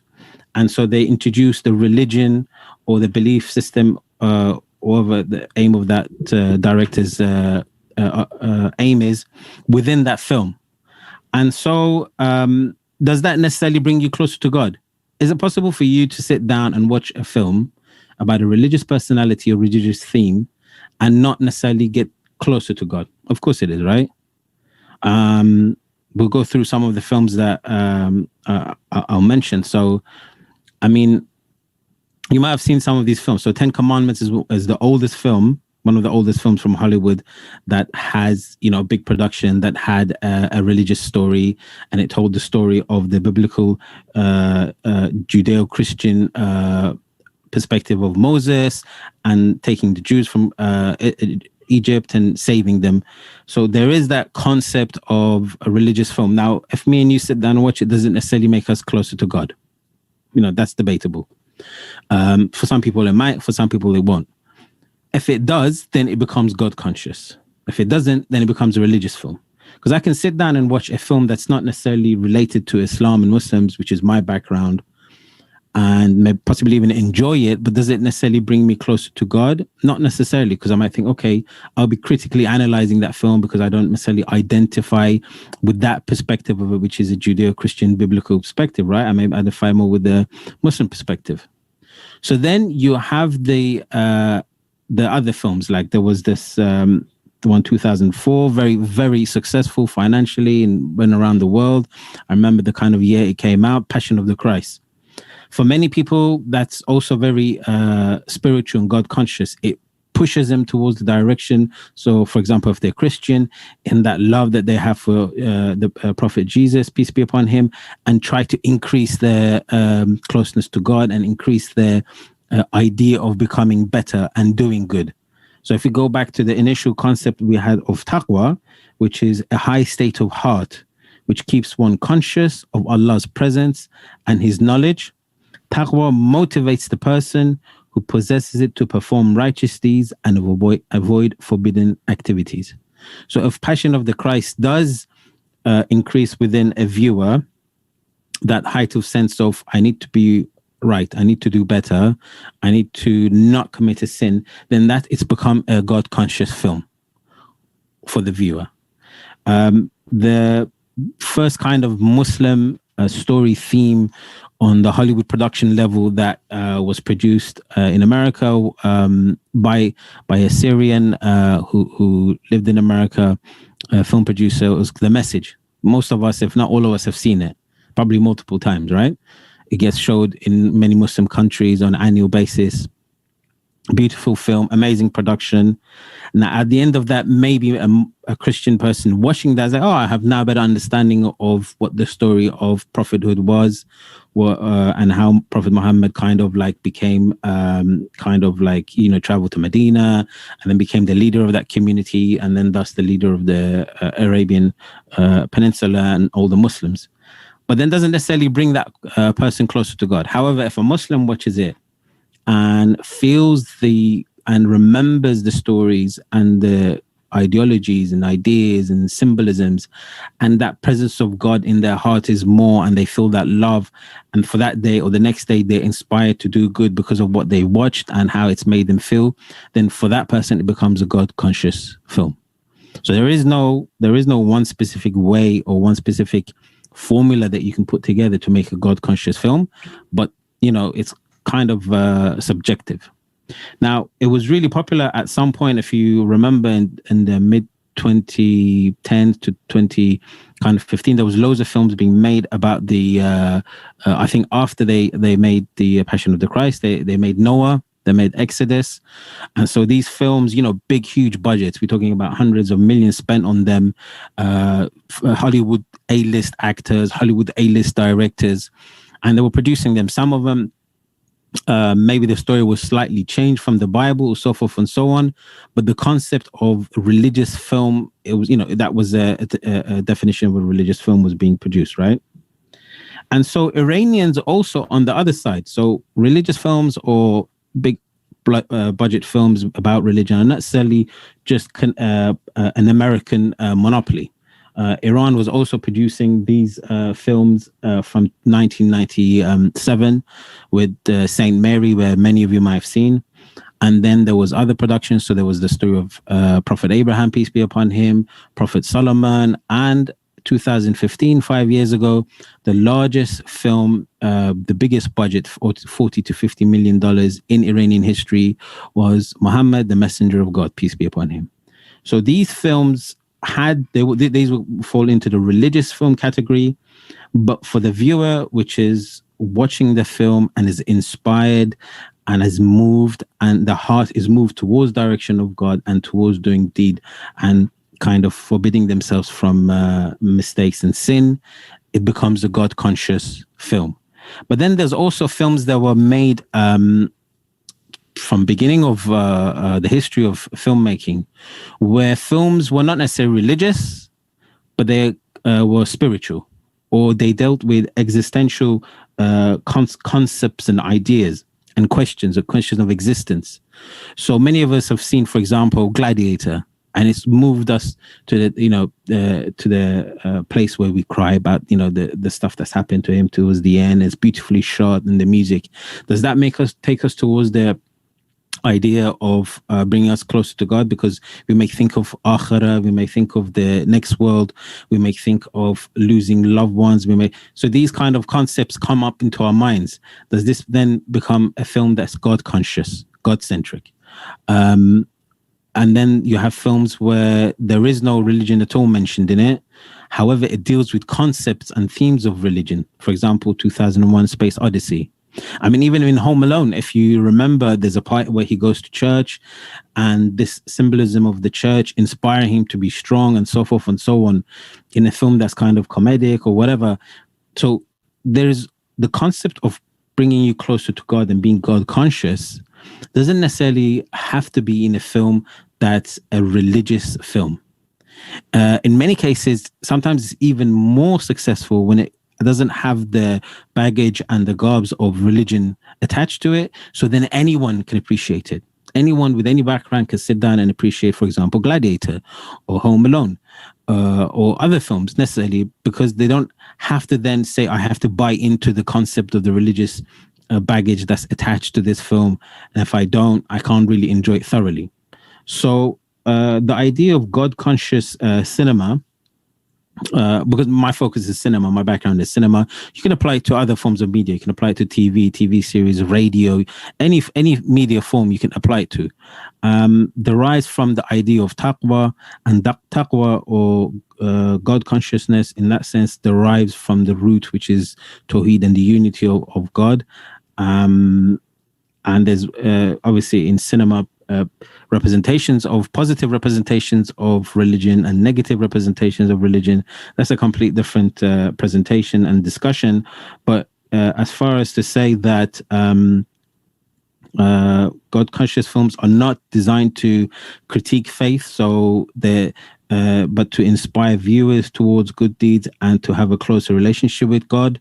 So if a film does criticize, for example, religion or anything like that, that's fine, it's okay. At the end of it, if it's a religious film and it does criticize and it takes you away from God, then it's not a God conscious film, it's a religious film. So that's the end of my presentation. I tried to stay under 15 minutes. I hope that was suitable. If there's any questions later on, I'm happy to answer in the panel. Back to the host with the most. Thank you so much, Brother Reza. It was an absolute pleasure to have you on, and I do appreciate you sticking to the time. As you know, us women can talk, but at the end of the day, I just want to say that everyone has really shared some amazing points of views, and I love the fact that you have shared your stance on bringing media with God consciousness, which I think is really interesting, and the fact that you've highlighted it with other different mainstream media stories. So it's not to say that we have to constantly impose our values, but it's about sharing what it is in order to give understanding to others so that they can be inspired, or they just have a knowledge which they wouldn't normally have. And I think that, that's what's really important with media and journalism, especially when it comes from the perspective of a Muslim, is that we can actually share what our points of views are. So whatever that is out there, which may be a negative or maybe a misconstruing some sort of like a narrative, we can obviously address it. And I think that, you know, people like yourselves are doing exactly that. And it's so amazing to hear you speak and your actual take on it.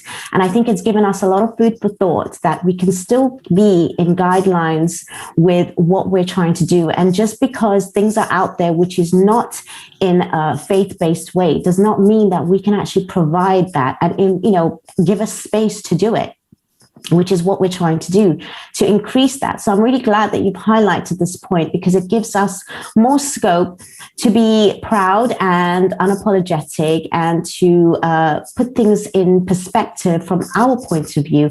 It's not about fitting in or blending in, but it's about, you know, bringing in a different and a broader perspective, which includes our ways of thinking and feeling, so that other people can have that sort of understanding. So thank you so much for sharing your speech and your talk and giving us an insight, which has definitely opened up my sort of view as well as to how to move forward with media and journalism, as well as taking into consideration having a meaning and purpose, which includes our faith.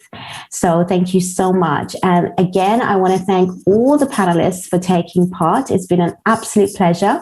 But we do have a few questions for you to answer before we leave this program, which is really interesting. I just want to say that it is open for anyone to answer. All you need to do is unmute yourself and you know, keep your video on, so that as soon as I read out the question, you can just, you know, go in there and just basically answer it. So the first question we have is there both a positive way and negative way to go about pushing our own narrative in the media?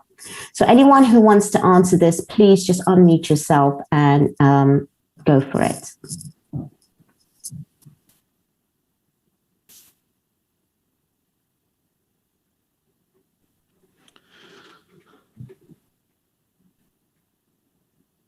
I can take a stab at that, Fahima, if you like. So I think if we start with the positive, I think one of the most positive ways you can contribute or, you know, give yourself a voice in mainstream media is to write an opinion article.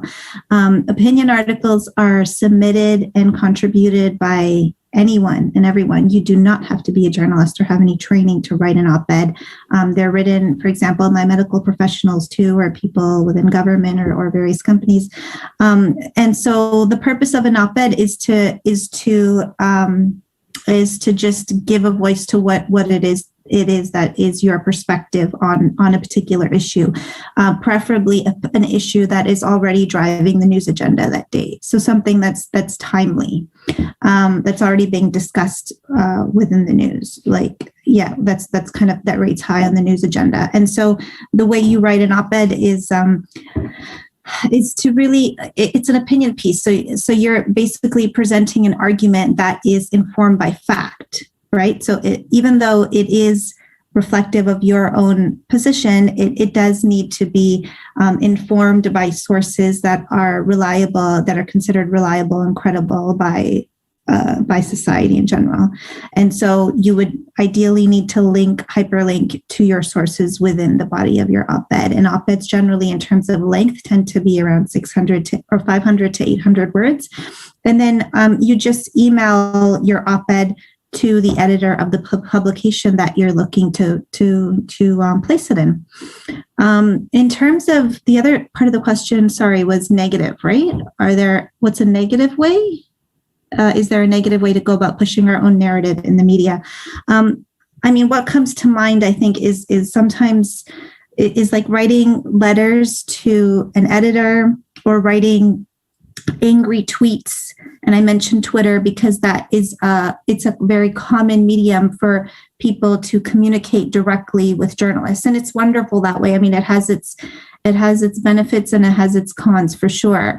But if you're somebody who is if you're angry by the way that a story or a community has been represented in a newspaper article, and you just kind of storm off a tweet or an email to an editor or to the reporter or the producer on the piece, that doesn't have any, that doesn't really back up your position on what your critique is, and it comes across as more of a rant, then it's not going to be taken seriously at all. And you actually do more harm and damage than good. So that's something I would be cautious of doing. There's ways to communicate with people in which your message has more impact, right? So that's something to be cautious of. No, absolutely. I love what you've said. And I think it is important that it's not about putting things out there, but also realizing how people receive information. So to see it from the other perspective, and then that should hopefully help you to put your story across, because at the end of the day, you're not just wanting to put things out there. There has to be an outcome, obviously, and you need to obviously try and communicate so that you actually deliver to receive an outcome, which, can be to your benefit or serve you. So yeah, that's very vital. Thank you so much. It was also mentioned that stories should be purposeful. But I would think that each story is subjective. These are none of the questions. Okay, so one story may be closer to someone's heart as to other stories. And how can that be dealt with or approached? I guess what she's trying to mention, whoever's from the UK, we have this question with regards to when you mentioned about being passionate and purposeful, and how can that be approached and dealt with probably in a professional way? Anybody that wants to answer? I'm happy to answer, but I want to give an opportunity to others to respond to if they'd like. Well, even if they want to, you can go first. You are the professor here, obviously. Probably used to all these questions as well. So you can go first. If there's anybody else, then we will have you answer that afterwards. Okay. It's a great question, and I'm glad that it was asked. So, when I talked earlier about learning how to write news, part and parcel of that lesson and that teaching in journalism school, that training, is to learn how to write factually and impartially. I often tell my first year students who are writing news stories, you cannot be subjective. I don't want to hear your voice or your opinion at all in this piece. And I mean that pretty literally. Like, you can't have any adjectives at all. Anything that kind of insinuates commentary or opinion is just not allowed. But there's different genres of news articles and of journalism, right? So there's news stories, and then there's features, and then there's opinion articles, right? So if you want to highlight a story that really means a lot to you, and that you are not sure that you will be able to write about with a detached approach or manner, then don't write about it in the form of an opinion article. That would make more sense, right? But journalists, if you're interested in pursuing journalism, then you are going to learn early on in your program how to write about even things that are incredibly close to your heart in a way that is neutral and impartial and fair, right? It's not that you're not being compassionate when you write like that. You're just relating the facts and narrating the what, right? Like what happened. And I think it's important for us to realize that, sometimes your writing and stories in general have more impact when they're written in that manner, because people don't like to be preached to, right? They like to kind of make their own mind about an issue after reading about it. And that can best be served if what they're reading has been approached and it's been written in a very neutral, factual way. I guess it highlights as to how important it is to actually do some studies and to understand the different writing and the styles and how to come across communicating it, so that all these questions that have been put forward actually can be answered. Because again, I think it is a skill, and people need to understand that this skill needs to be learnt and practiced. And definitely, a certificate of qualification, like what you mentioned in your talk, is definitely crucial and vital in order to understand how to, deliver in a way that you're going to come back again with the first answer is to actually get that response that you require. Thank you so much for that. If there's no one else, I'll go on to the next question. So the other question is, can one be non-religious to understand or produce God-centric feature? And that's from London, UK. I'm going to have attempt at that. But before I do, the two questions before, there's two things that are very important in the two questions that were asked earlier. The narrative, the idea of narrative language. It's very important that when we, as I do write some articles myself, when we write articles, when we write pieces or whatever you want to call them, we have to be careful we don't fall into the trap of the those who portray Muslims in a negative way, those who portray the identity of Muslims in a stereotypical, trope, negative manner. We sometimes as Muslims are just so excited to work for a channel, a news outlet, that we will replicate their negative representation of us as Muslims and also us as Shias. And thus we fall into that trap and continue using the same tropes, the same language, without critically analyzing and reason. There's something wrong here. Why am I copying what they're saying about my identity or the place where I'm from, the identity? So I think it's very important that whoever goes into journalism, don't go in there if you just want to follow what's been done before. You need to go in there and make a change. It's going to be hard because you have to go up against editors, so forth and so on. But it's very important that if you're going to go in there, you go in there to help the position and the community that you're from. If you're not going to do that, then I don't understand the whole point of going into it. So that's my idea about the concept of narrative and the two questions that were discussed before. It's very important to understand that. With regards to this, the last question about being non-religious to understand or produce God-centric feature, I mean,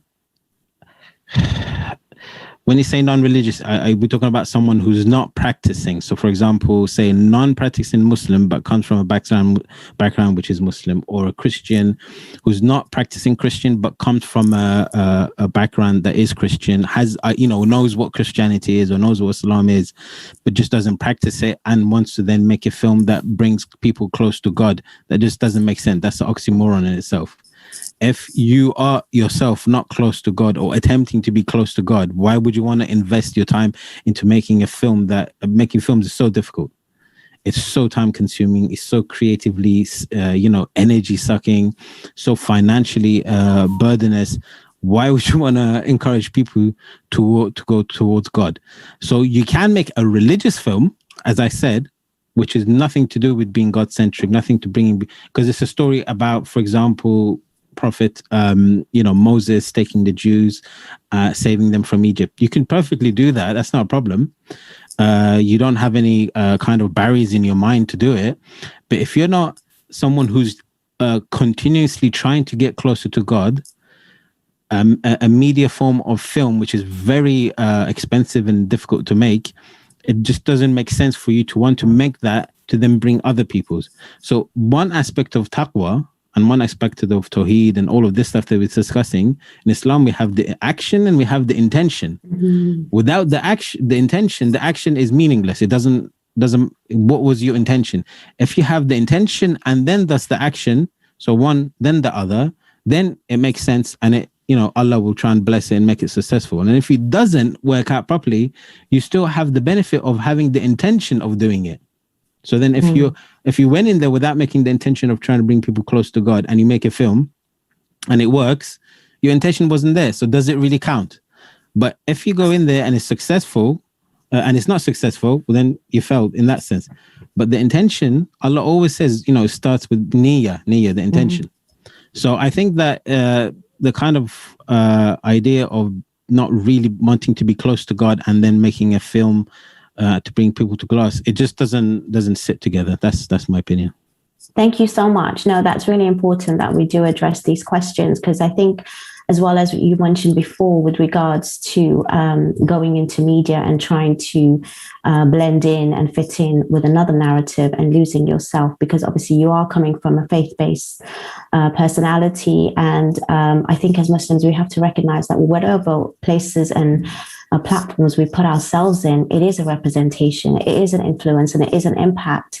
So it is important to take that faith with you. Just because you are in a place that, you know, is quite highly up in a particular way doesn't mean that you have to follow suit. We are here to still represent and follow in our religious way, if that's where you're coming from. So thank you so much for that, Brother Reza. That was an amazing answer. And also, we have another question from London. It says, if there are any restrictions or obstacles in presenting our side of the story or just a story itself, what is the best way to go about that?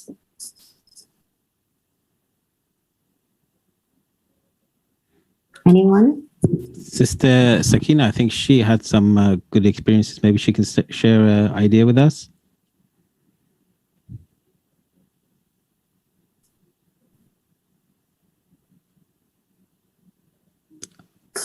I may answer. Go ahead. I can't actually hear you. I can't hear you, sorry.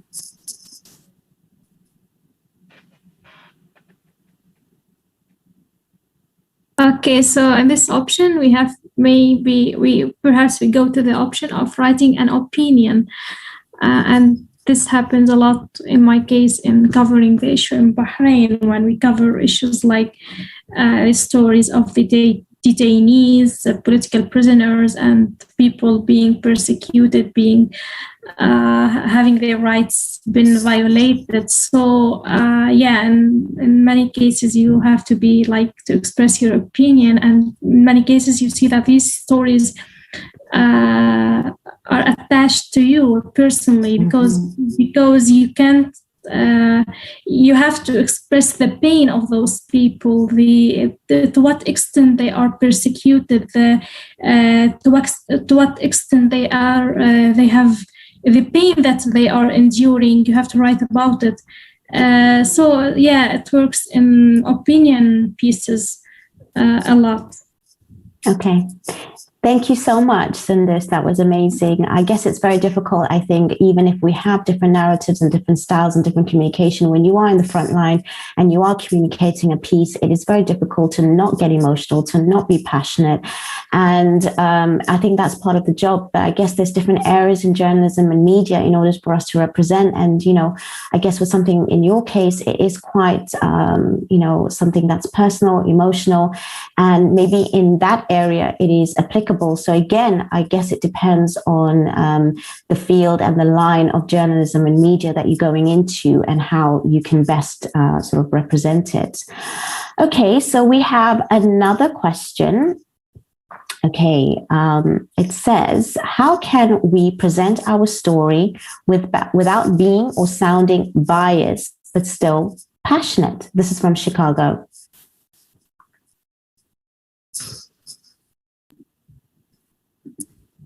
I think I would refer to, how we responded to the earlier question, because it's very similar to this one. So, and Sundus's responses to the last question echoes what I would say to this one, which is write an opinion piece. How can we present our story without being or sounding biased? Yeah, it comes down to the training. You need to get the training, and that you can get through certification from a school. I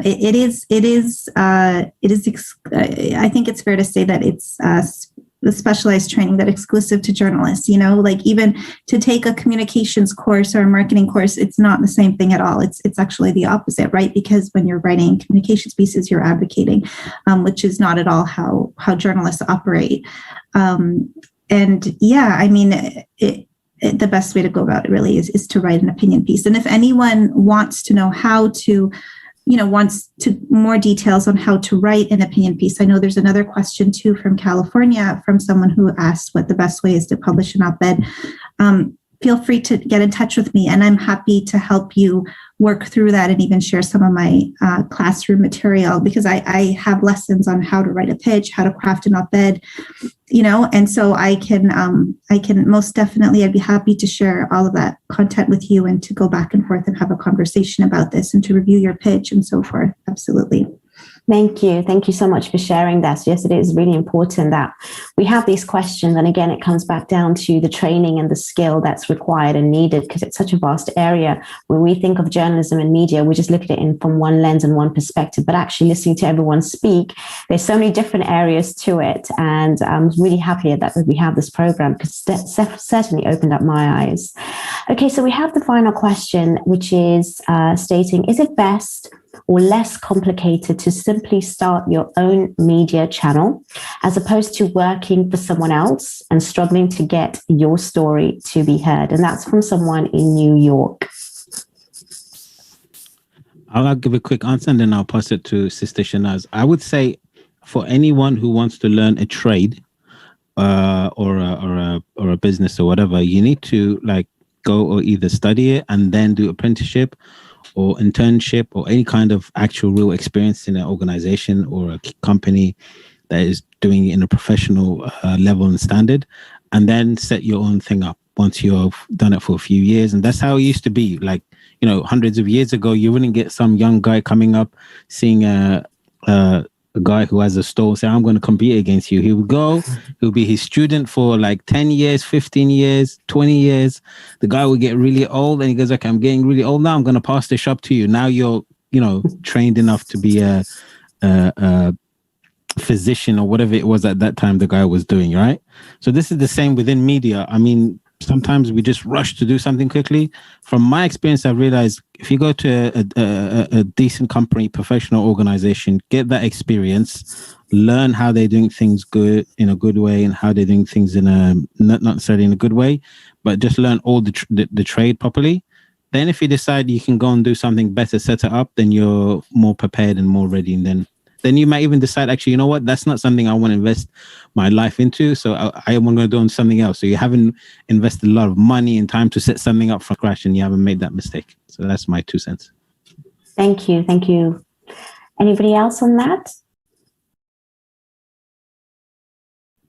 Yeah, I guess I would just say, I can't really speak to the business side of this. I've never tried to create my own media channel, but everything Reza just said, it sounds perfectly rational, makes sense. And I guess I would just add that, it is a struggle. Of course it is. It's always going to be a struggle to get your voice to be heard and, your mission purpose, whatever it is that you want to go into this industry for, it is going to be a struggle to get your voice to be heard. That struggle doesn't end, but there's, I just personally think it's important to look at the glass half full instead of half empty, and I think, I mentioned before, I've seen a lot of positive change in this industry in terms of media representation.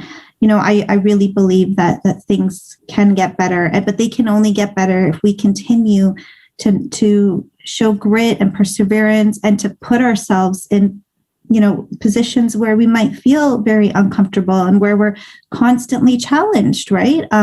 But we really remember that it's only through those moments that you will grow as a person, as a Muslim, as a Shia.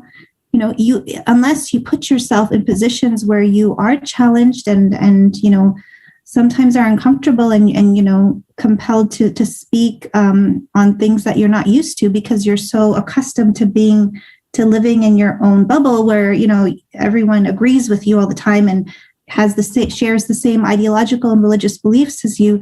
You're really not going to grow, right? So I think it's important to think of it from that perspective too. That's so true. But also when everyone was speaking, and especially about this question, what came to my mind is that when we talk about social media and mainstream, it's two separate things. and you can put your voice out there. Even without the training, I feel like a lot of people are starting up on their own YouTube channel, and they've got thousands of followers, even more than some of these mainstream channels, who will actually listen. And it is another form of another platform where you can be heard. And if you are going down that route, I don't know what your opinion is, but I do know that there are certain people out there, and obviously it's so vast. There is definitely a positive and negative on YouTube and what people do and say, but a lot of opinions are out there, a lot of messages are out there that wouldn't normally be. So as much as people sort of recognize social media as being detrimental, I see it as also a platform where if the smaller voices are not given the space on mainstream, there is something open for you, which is less restricting and probably less work that you need to be on, but you can still be there. And they're very successful YouTube channels, which has, hundreds of thousands of views on certain ones that are giving, discussions and talks and things like that. So that is also something for people to consider. We do have actually another final question. I've just realized. Okay. I'm going to try and read this to make sense in my head first anyway. 2001, A Space Odyssey is laden with symbology. Classic if you can decipher it. Comment. So this is a film from 1968. It's one of the ones I mentioned. It's directed by a famous director called Stanley Kubrick, and it's the one where you see it in space. It's this what's it called? The ape throws a bone into the air, turns into a spaceship, symbolizing the transfer of civilization from ape to human beings who've then gone to space, right? And so this film it deals with the idea that evolution of humanity and knowledge and wisdom, but then it deals with it in the sense outside of a religious context. When I say religious context, I mean like that it was God that created, what's it called? Created ability to become wise and so forth and so on. The push for evolution or whatever. Aliens have come and then have transferred the ability of humans to become more knowledgeable and powerful and stuff like that. So it was very interesting because when I was thinking about that, it's the concept of us humans, where we come from, and the divinity and the divine source of it all has been removed and something else has been put there.